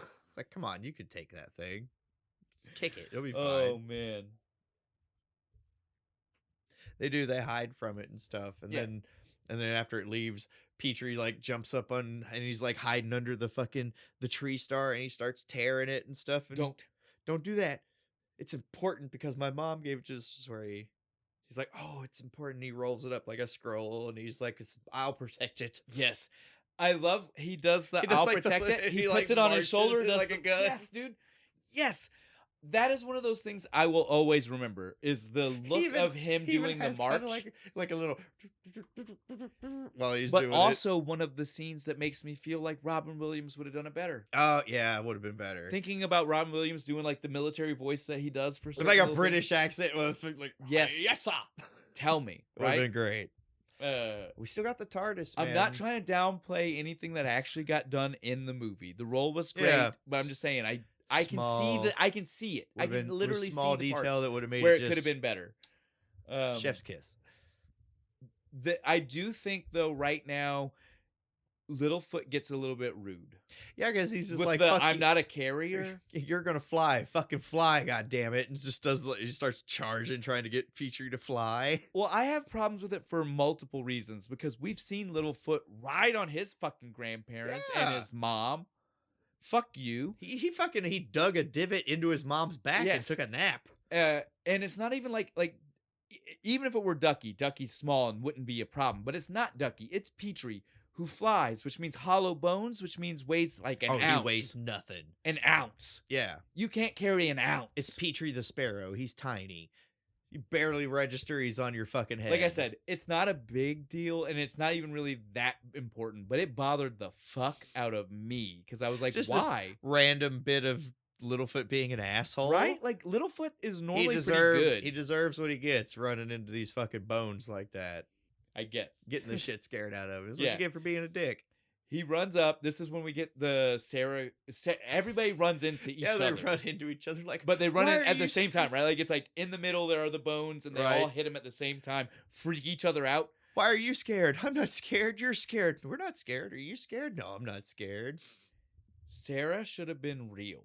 She should have. She should have been like, I saw the thing. Like we she gotta does, get the fuck but it outta takes here. too long, right? Like she But should she's have gotta- just instantly said She's what was got to going put on. herself over too in the Yeah. middle of it. She's like, "Oh, I'm so badass. I snuck up on it." And This is also the first time we hear the flathead. This is when Sarah refers to him as a flathead. And I was just like, uber racist. Like now Right. we know that she's got two different, like her and her dad have two different names god damn, for the long neck. Like we call them long necks.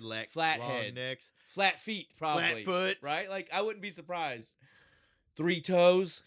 Or I guess they would be no toes, right? No Because toes, they yeah. have them, but they're not separated. So like no toes as opposed to them being 3 toes. stub toe. Something. It was crazy because she just like, again, it's like you just got back with the group. Right? Do you need to be doing that right now? Why are you being an asshole? You just got here, and again, Sharptooth, fuck 40 feet behind you. This is when they're all talking and Sarah's explaining everything and she fucking launches Ducky. Launches. Like catapults are like fucking all like it's a mile away, right? But it was the most fateful launch in the world. We get Spike. Because now that the movie is almost over, we get Spike. Yeah, we get Spike. He was too busy sleeping. He didn't want to get out of his fucking egg. Now that they have Spike, we are officially the full group. Yep. It's taken 45 minutes of an But we got hour-long our movie, little herd right? here. Like, it's insane. Well, and I want to point that out. The narrator even says that. They refers to him as a herd and says we've never had a herd like this one before. Yep, lists them all off. Is that true? No, because they were all They in were a group literally earlier. part of the same, minus Spike. You think they just Minus Spike. Yeah, minus Spike, but like I guess like this is our section of herd, your section, and they never like I'm not sure. they never got within 10 feet of each other. I don't fucking know how this shit works. It is, But they were all moving the same yes, goddamn way in a group. I agree. I'd call that a herd. I'm with you. My note says the same thing. I'm just saying, like, it's very. I was just making the point that we need to be very This specific. is just the first time they've been friends. maybe that's Yeah. what he meant. Maybe. The narrator They're was not okay clear. with hanging out with Yeah. each other The for the narrator first was time. not clear enough for what was happening right now. At this point, though, the children are starving. Yes. Lord knows how long it's been since they've eaten. Certainly, probably since the separation, right? Oh, yeah, definitely. Because we saw parents were finding food for these kids. Yep. So without parents, it's probably been pretty rough. And they ain't going to eat the sacred tree star. Well, It is one of them sacred. thought about it. Just blasphemy, Littlefoot- heretic. Littlefoot put an end to that shit real quick. But then all of a sudden, they think they smell something. Yep, I smell leaves. Water. Well, no, remember? Oh yeah, the water. Littlefoot smelled water. He couldn't get everybody to shut up long enough for him to tell him that. He kept being like, guys, fuck up. guys, I smell something. And God literally, damn you! I wish I had thumbs so I could slap you. because they literally walk until they're at the edge of the cliff, Right. Before they all finally stop to listen to him about the water. And by the time they're there, they can see the trees. And it's like, oh, there it is. There's like a little oasis and of it makes fucking it, trees. and it makes Littlefoot seem like, why were you talking to us? And it's like, Yeah. if you'd have listened to me, I was trying to tell you guys 5 minutes ago Yeah. that I knew we were close to trees.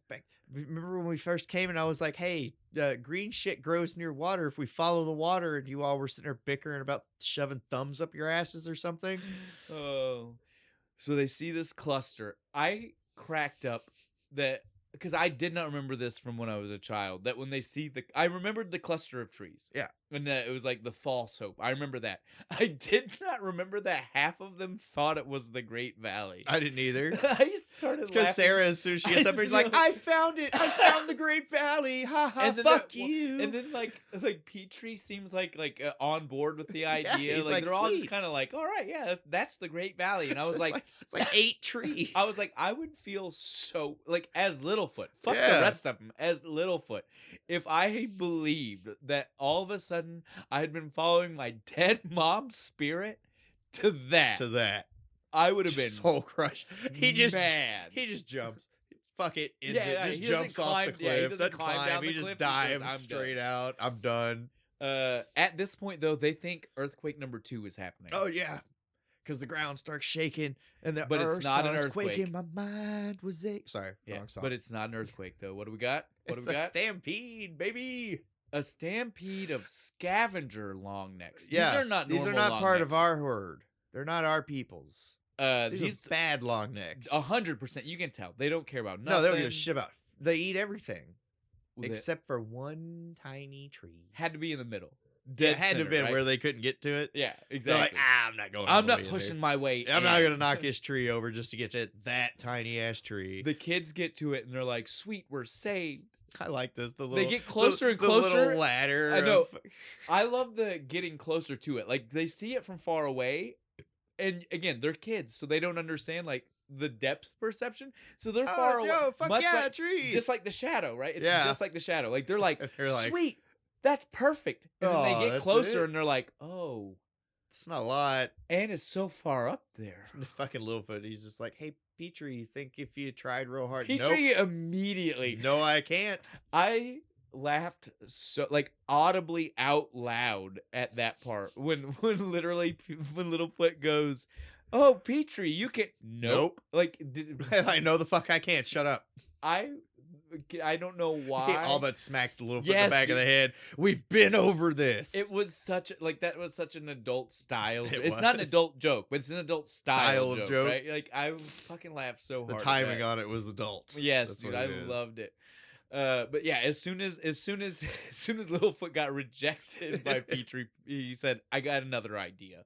I All like right. this though. The little the ladder of dinos they make up to the I top. don't understand why Petrie still wanted to be on the top, though. Right? Like it didn't make sense, and then it led to problems. Yeah, Because again, Petrie didn't want to be there.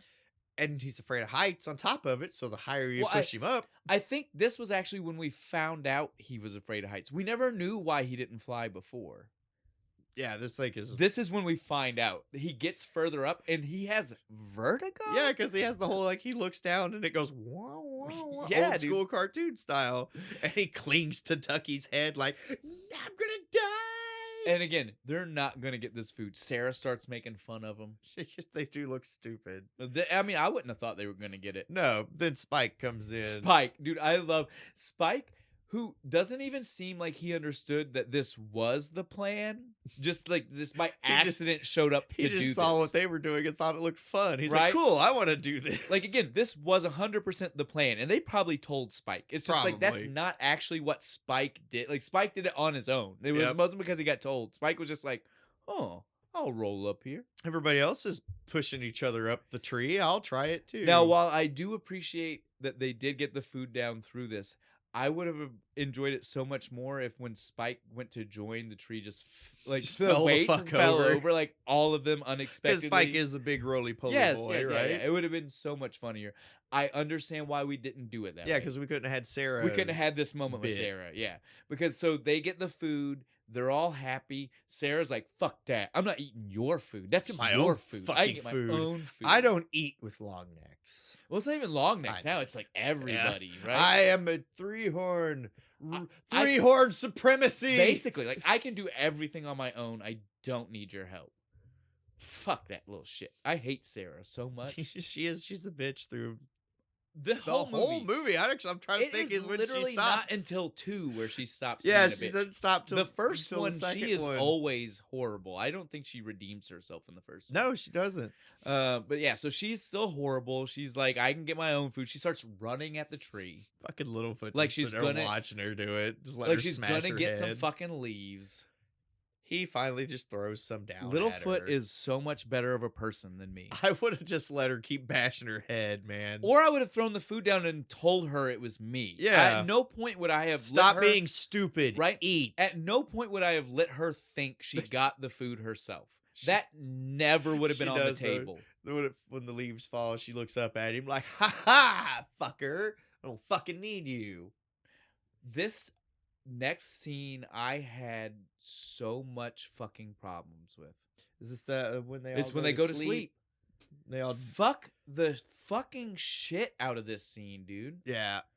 Why did they go to Sarah? I don't know. Sarah spends the whole before it happens, she does the tree speech about how she can get her own food. Then she does a speech about how they're all stupid and she's not afraid of no fucking. I ain't afraid of no ghosts. Well, because at this point though, I will at least give her credit for the fact she's only really mad at Littlefoot because Littlefoot's like a sharp tooth denier. Yeah, because he's like, it's dead. Right, like. So she at least does have a legitimate reason to be mad because she did see it. She knows it's she knows real. it's not dead. But everything else about her right now is wrong, and the reason this happens is fucked up. She says, "No, I'm not afraid of it anyway, even like whether you believe it or not." Because Littlefoot was like, "Well, I'm not afraid because it's dead." Yeah, which is a dumb reason to say I'm not afraid because. You see that there are multiple of every other dinosaur. There's probably more than one. It's wild for them to think there's only one sharp tooth. Of course, this is the last sharp tooth ever in the existence of ever. But so for whatever reason, I will at least give that Sarah was right about that. You should be worried, but then she says she's not scared, and I hope it eats the rest of you. And then what happens? The rest go sleep with her. They all go cuddle up with fucking Sarah, and Littlefoot's just like wandering off sad. He's like, there's no sharp literally tooth. Crying again. Yeah, like there's no sharp tooth. I'm right. Why won't you? He was wrong. He was wrong. I know, but apparently, but he didn't deserve that. No, he didn't. But I like later, it's like Ducky's trying to sleep. Everybody, not even they all snore. They're snoring in unison. You know how much worse that would be? But then Ducky sneaks back over Littlefoot. Cutest scene ever. Yes. It's so cute. And then here everybody comes Petrie, and then Spike flops in and shit. Sarah crying by herself now. Oh, nobody likes me. I don't care. You are the problem, though, right? She caused a division herself. If you don't want there to be a division, stop making the division, right? Like, I don't care. Yes, I agree. And Littlefoot is, and so she does. Again, though. She a way better person than we are. And she decides to come over. They all are aware. Littlefoot even like does the Littlefoot come on in, and he little says hug. It's okay. I'd have kicked her. I'm like, fuck you, go be over there. But then Sarah gets the ultimate I am right Yep. moment, right? Because they get, don't get me wrong, she didn't want it. No, she didn't want it. This sucks, but I mean, at the end of the day, I was No, right. when the movie was over, she looked at Littlefoot and said, told "Look, you. I didn't want to I say it then, fucking but I'm told you." saying it now." As Right? soon as the credits start Right. rolling, she looks at Littlefoot I told like, you so. I fucking told you. You know it, right? You Like, know I was right. you know that's what happened. She's the type. It definitely She totally happened. did. But yeah, so like they get woke up. Like I'm not even talking about Yeah, like, woke up to a roar. oh, fuck that, dude. Oh, roar. They got woke up to the roar as the ground is shaking and it's like pounding at them. And Littlefoot still has the gall to be like, there's no sharp tooth. I know. You can literally hear it. They can do everything but see it. They can probably Right. smell it and taste it in Right? the air. It's all but like in sight. And And, he's they're- like, and "It's Sarah's not like, real." fuck you, I'm out. She bolts. Oh, man. Oh, and finally the thing shows up and the sacred tree star gets smashed. I know. Well, and it's so funny though because done. they don't even really address it. Like, No, you they see don't. that it happens. This thing that has been so important through the whole fucking movie. It kind of just just happens gets in the. It's like it's not background because we already addressed Yeah. how they do that type of drawing, but it feels like they could have just added it to that Yeah. background drawing and called it good, right? Never mentioned again, but it explodes in the footstep of the sharp tooth. Now, the only thing we can say about the sharp tooth showing up right now, chasing everybody, is that this is at least the thing that helps lead to the Great Valley, Yeah. right? They run it, like, away. chases them Well, to the rock that looks like Yes, the I was long gonna say neck. it chases them off of the path they were going Right. down, Which and was the wrong way, apparently. which apparently the wrong way, and down. And as soon as they get down, Littlefoot's like, "That's where we need to go." I totally After understand. Sarah's the shit, she looks at him and goes, do you fucking believe me now? Well, but here's the thing, though. I 100% understand why Sarah was able to get everybody on her side. Oh, yeah. After that, after they slid down from going a different direction, and Littlefoot's just like, "This is it," because Littlefoot made the mistake of not telling everybody the directions he knew. Mhm. You know, like He's just like, oh, there's the rock, like my mom yes, said. right? Now we go this way. in City Slickers 2, The Search for Curly's Gold, they all knew what the rock looked like. So when they got there, they all knew. What a callback. Thank you. I love that fucking movie. We have to do it. It's But- one of my favorites. But so when Hello. so when they got to the rock face of the old man, everybody already They knew, understood. yeah, they because knew they what- read that. They all knew that's what Curly's map said.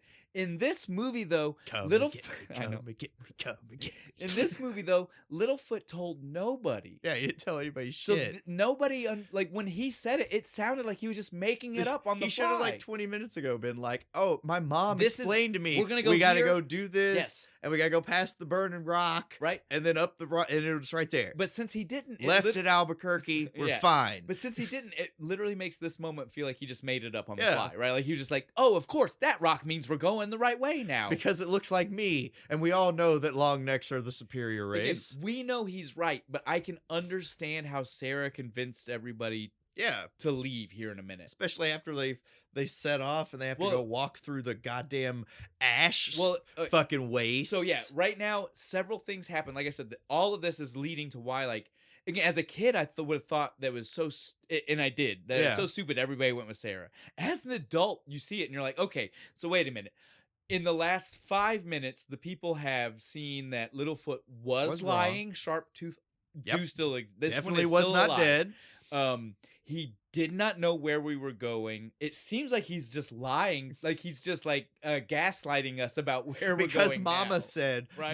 my mama said that it's all right. And then they end up in the like you just mentioned. The next thing we see is the ash coming down, our foreshadowing for getting close to a volcano. I never noticed this as a kid. No, I did didn't you? either. But so that being the final step, right? The foreshadowing that they're getting close to a volcano, and then he's like, "I want to go the harsher way." Well, it looks like it again. Yeah, Only looks like. it only because it's uphill. Well, we know once, literally seconds after they say it, we see that there's. If they would have even just walked 5 feet, they would have been like, "Oh no, that's wait. better." Yeah, no, it's just this one little rise. But It's so fine. yeah, I can totally understand though from that spot, from yeah, because standing where they were. Sarah's way, she wants to go is like she downhill. wants to go downhill. Looks like an easy walk. Right, It's it's nice. kind of casual. Littlefoot wants to go up and it's like terraced and stepped, so it's like a lot of work It's to like get that. up It's there. like that picture as a kid. It comes up to the fork. It's like evil, dark forest, Candyland. Yes, it's exactly. And so like I understand We all know Candyland's the evil choice, right? all of the things that just happened, plus us seeing that. I totally get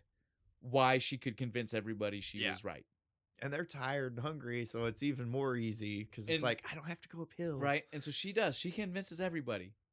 Let's go this way. Littlefoot says, "You're fucking wrong. You're You're why? fucking wrong." All right, Littlefoot. Why am I wrong? Because my mom says Yes, so. Littlefoot has Your nothing. mom is stupid.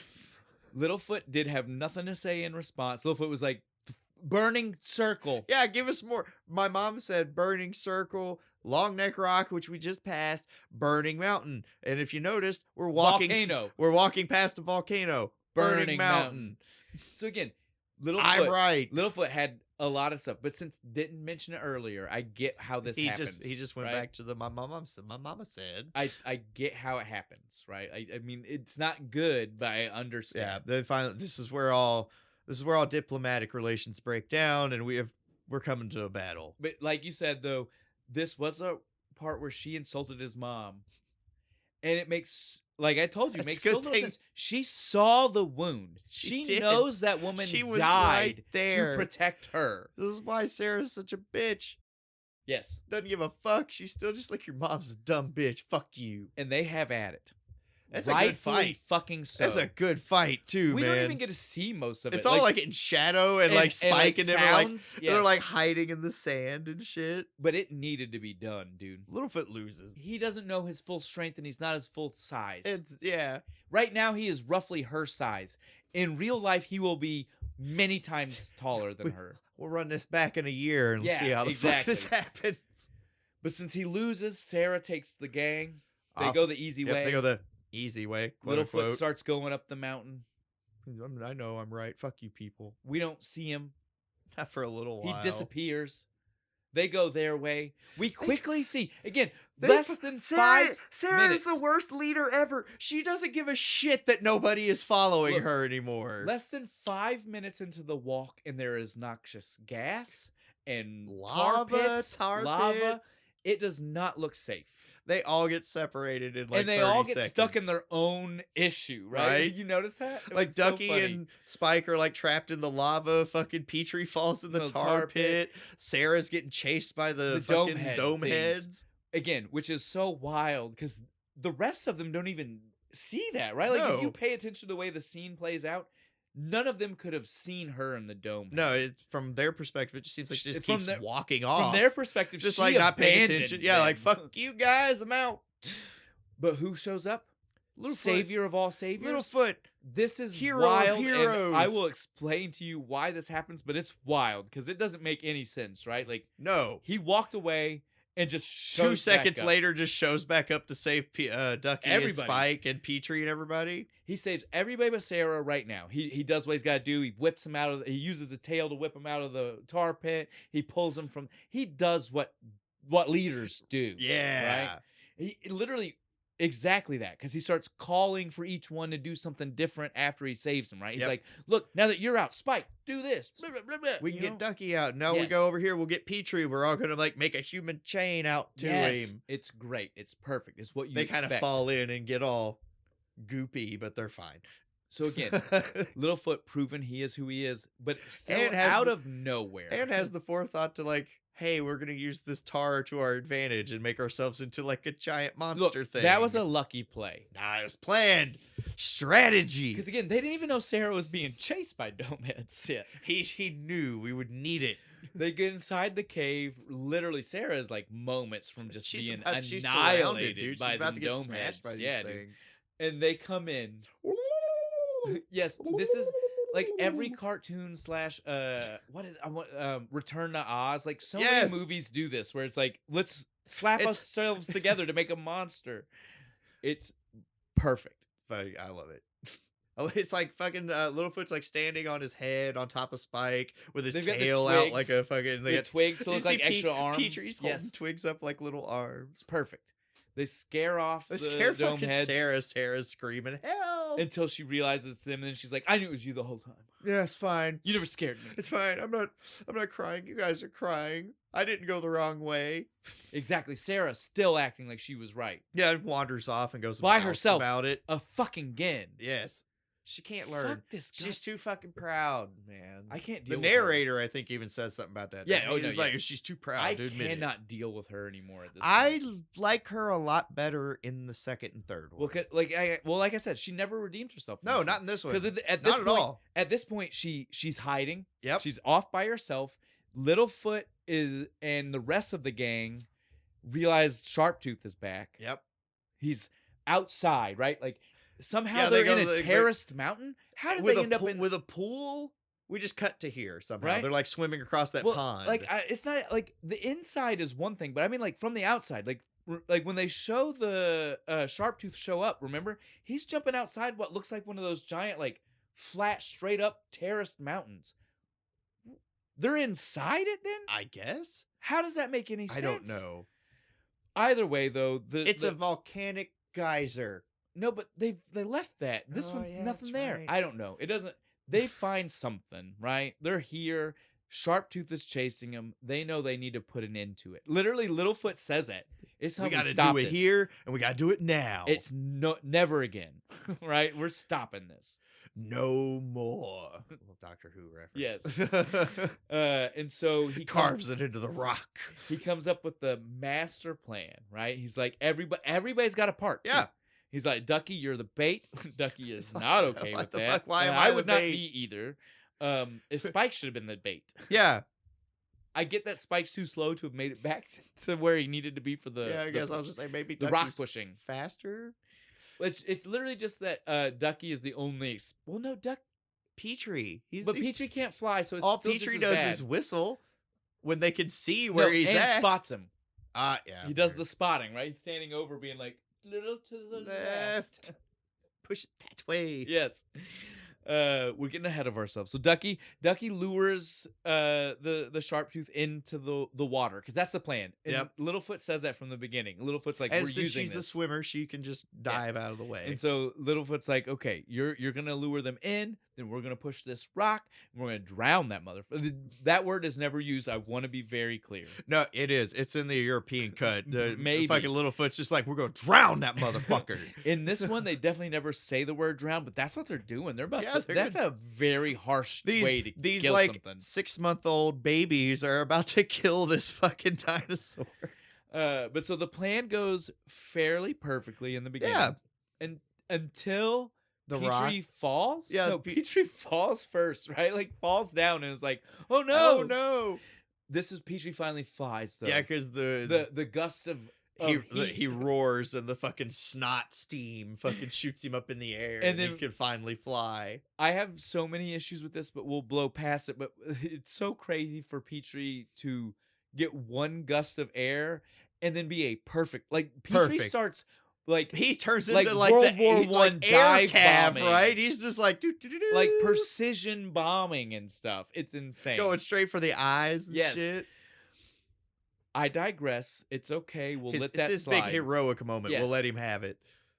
Ducky at this point though is kind of trapped in the water because they were not. Ducky was not able to get herself out as fast as she wanted, so she is hiding in the water, and Sharptooth is still trying to Yeah, get her. I feel like she's relatively safe. We know that, but everybody. The whole point is that Yeah, everybody they else don't. acts like she's not. You know, Yeah. they all think they have to do something to save Ducky. That's why all of this even happens because Ducky is screaming. Ducky thinks she needs help. That's what brings Sarah. Ducky Who screams. Comes into the fucking Well, because Spike. Well, and it's good too because Spike and they Littlefoot can't- were not cutting it. no, they can't push this rock. It was like inches when they needed it to move feet. Yep. Right. Like by the time they would have been You able to need get somebody it over. with some Yes. headbutt mastery. And so Sarah comes and nails this thing between their force, And her butt. It hits the fucking Sharptooth square straight in the chest, and it just cocoon. But there's one problem. Oh, he grabbed Petrie on the way down. He even screamed for help. Do you hear him? He's just like, "Help me!" Now, this is Sad. only a problem to children This- because I don't know about you. When I was a kid, I was. Well, no, to children. freaked me no, it's out, freaky. dude. No, but I'm saying it's only a problem to children. as an adult, you have hit water with things like right. Yeah. If you hit water like that, like the way this, you're letting go. Yeah. You're whatever's in your hand. You're gonna It's let the fuck go. involuntary. And it was in his mouth too, so Yeah. of course he went, ah. Like you're not like that kind of force just like shocks Yeah, you. right. Only a child is like, oh shit, it's bad. Petrie's dead. He's gone. So there's nothing As an left. adult, you're just like, I mean, I think Petrie was in the water too long. Yeah, I feel like they played this a little Should have too been easy. probably instantaneous, really. Right. Probably before the water hit, right? Like, or it would have been as as the soon rock as hit, well, he it is- should have well, spit him out. Yeah, but even if not, it'd have been like as soon as the dinosaur hit water, which would have been the back of the head, which would have then Right. meant Petrie never hit water, right? I mean, yeah, like, he'd have been like, oh no, water. but Ah. again, I'm not. As a child, I was scared. I was worried. I was like, Petrie, I like Petrie. They're fucking like, all right, well, let's Don't get leave. me wrong, Petrie's no Spike, but I like Petrie. I like Petrie. I like the way he talks. Yeah. But then as soon as you think it's not happening, it's not safe, didn't work out, Petrie Pop. comes flying. He pops up out of the thing and he's just like, you guys weren't leaving without me, No. were you? He didn't even say that. He says, you were leaving without Without Petrie? me? Ducky turns around. Petrie? Ah! Tears. Oh, so Joy. happy. Dark thing that we fucking left out earlier about the T-Rex. Which one? Where he's drowning. Oh, yeah. Okay. So this is the The thing we made you wait well, for. and it leads into another thing, which is perfect. I'm glad you said that. So Don Bluth's other cut, his definite other cut His from the movie, evil cut, we'll call it. on top of the mom, the only other time that's a solid, definite footage cut, not like rearrangement, right? Yeah. Is right now. And he was gonna have literal scene of the sharp tooth in the water, Like POV drowning. looking up at the kids. Just flipping him off. Die, you fuck.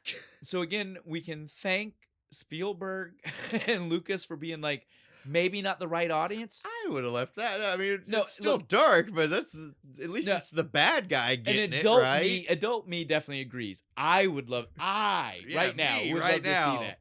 I don't know if like 6-year-old me would have Oh, loved to nightmare. see Just that. like- 6-year-old me seeing, might its, have, yeah. seeing its little arm struggle Yeah. POV.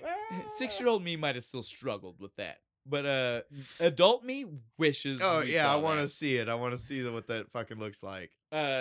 This also though leads into the only other part that needs to be explained, because so while cutting things out of the movie, he also realized he needed to rearrange a few scenes, because now that it wasn't super drab and sad and Yeah. depressing, he needed to make the flow a little bit better.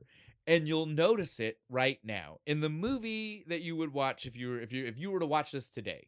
The movie that you would watch, you see as soon as they are triumphant, Yep, they and kill him. beat the thing Littlefoot sad on a mountaintop, by himself with like smoke cloud mom. and he's talking to her, And then- depressed and sad. Yeah, and then like leads him to the valley. It does. It blows away, and he follows Yeah. the cloud blowing away, because apparently she's now the Star of Bethlehem, not I the don't- tree star. I don't fucking got blown up. understand.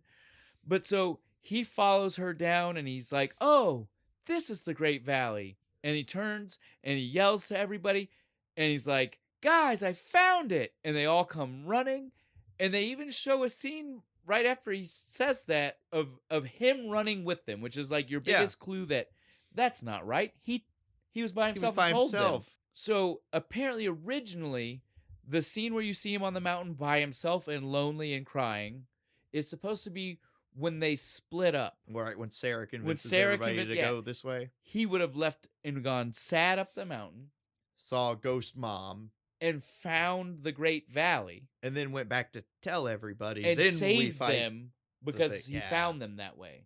Makes sense, It right? does.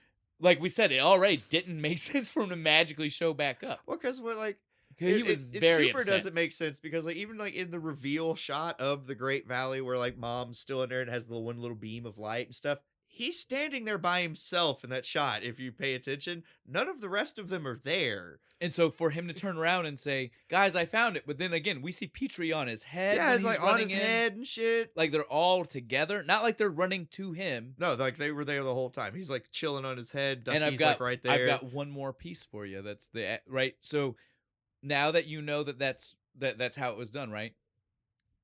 The sharp tooth then was supposed to happen once they already were on their way into the Great Valley. They just like had to stop it because it So- went in and killed everybody. Exactly. They were saving everyone. It was Yeah. just super dark. That's super. It's kind of badass though. But it's dark as fuck. It's dark as fuck. that a for bunch of children's 6 months movie. old kids were Baby dinosaurs have to save everybody. But from the it. other reason I point that out to you is because the rock that Littlefoot is sitting on when he sees his mom at the end is literally right beside the rock they push on top of the sharp tooth. Nobody's paying attention except Well, for, obviously they weren't. except for assholes like us. Well, I wasn't paying enough. So I read that. I wouldn't have even known to No, look I didn't for notice it either, man. But now that I know, I'll never not Yeah, see I'm it. always gonna see it. Well, and now. again, I did always think it was jilted when Littlefoot came back. So at least this does help me yeah, because understand. he just pops up out of fucking nowhere. At least makes that make sense now. But so now they're at the Great Valley. We can wrap this up really quick. It's happy times, right? Yeah, it's happy. You know the thing I was the most happy about? I saw other long necks for the whole fucking movie. I was like, "There's only 3." Well, no, there were 3, and then What the is assholes. Littlefoot supposed to do? Reproduce with his grandma? I was super happy to see other long necks There again? in the Great Valley when they We saw got the there. assholes though. He could have tried to go find the scavenger dickheads. Yeah, he could have. But I agree. I am happy that there's a full clan Yeah, here in the Great Valley. There is also a full clan of Triceratops. swimmers, flyers. Well, we don't know about the rest. The only ones we know full clans, like not just a family, Yeah, are the longnecks and then the Triceratops. For flyers and swimmers, we literally only see the family. We literally see Ducky's family and Petrie's family. Ducky's family's awesome because she shows up. She's like, "This is our new brother Spike," Oh, and they're they're all good. just like, "Sweet." I love more family.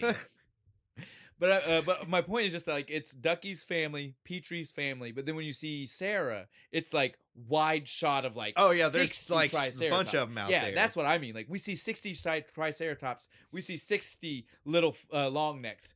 We literally only know for sure that Ducky's family and Petrie's family. These are the only big mouths in the Great Valley. The rest of them died. That's probably not true, but Not I'm just enough saying, water, right? like, oh, Because no, they like to be in the water. well, there's the water that Sharptooth is in. Oh yeah, that's true. There's Just go hang out. A in that. waterfall straight down to it. I wonder if that's the same. Never mind. Then you'd have to watch like the 4th one. Never mind. We'll get to that. But yeah, so that is the end. They are at the Great Valley. All things are happy. Littlefoot gets back to Yay. his grandparents. Yep, they're super happy to see him. And the movie tries. The racism is over because Wait. like even like Sarah's dad is cool with them hanging out and chilling. Well, even beyond that, I want to talk about the fact that the end of the movie tries to like wash away the mom for a split second, like again because it wants to end happy, right? Yeah. And you had kids, and kids are easy. It's easy to make a kid not think about something, right? And so literally they get to the end and they're like, and Littlefoot sees his grandparents again. The way they word it is to make you forget about the mom, because they're like, and he sees his grandparents, those same faces he saw the when day he David was born. Yeah. To make you forget That that his mom literally, was there, well, that too. literally the scene they replay the egg hatch. That moment was him looking at his fucking mom. mom. It was not him looking at them. No. They literally try to whitewash away the mom. The grandparents are literally like in the freaking Oh, background. yeah, no, they were, like, eating. Mom is like Yeah. full on front of the camera, That's big yes. close up. That's what I'm saying. Like they try to whitewash away the mom 100%. I get it, but dude, like, tell me, like, that's not kind of wild. We don't That want even him to the narrator gets in on it at this point. The narrator goes, "You remember the way the movie started?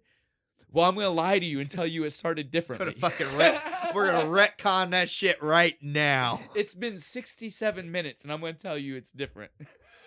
The mom never died. There never was a mom. I don't know what you're talking about. Forget. All right, though, guys, that was it. We had a blast. This was fun. We definitely Yay, went childhood. long. We definitely went long again for an hour movie. We'll learn our lesson one of these days. You think if we didn't drink, we could be able to stay on target? I'm sure that's part of it. But since that's part of the gimmick, it's never going away. People just got to deal. Hey, get over it. If we've stopped talking about movies, we'll still be drinking. But yeah, fun is fun. This movie is great. If you've never seen it, see it. This isn't one of those ones I got a lot to say. Well, again, not only We've because said it. we've said it. We said it at the beginning. Normally, we might have saved a little bit here, but I mean, we said in the beginning how much we like this one. Yeah. I didn't need to This tell is you. this is standard fare for everybody. If See you it. if Watch you it. are If you like, if you're a human who has reproduced, show your offspring.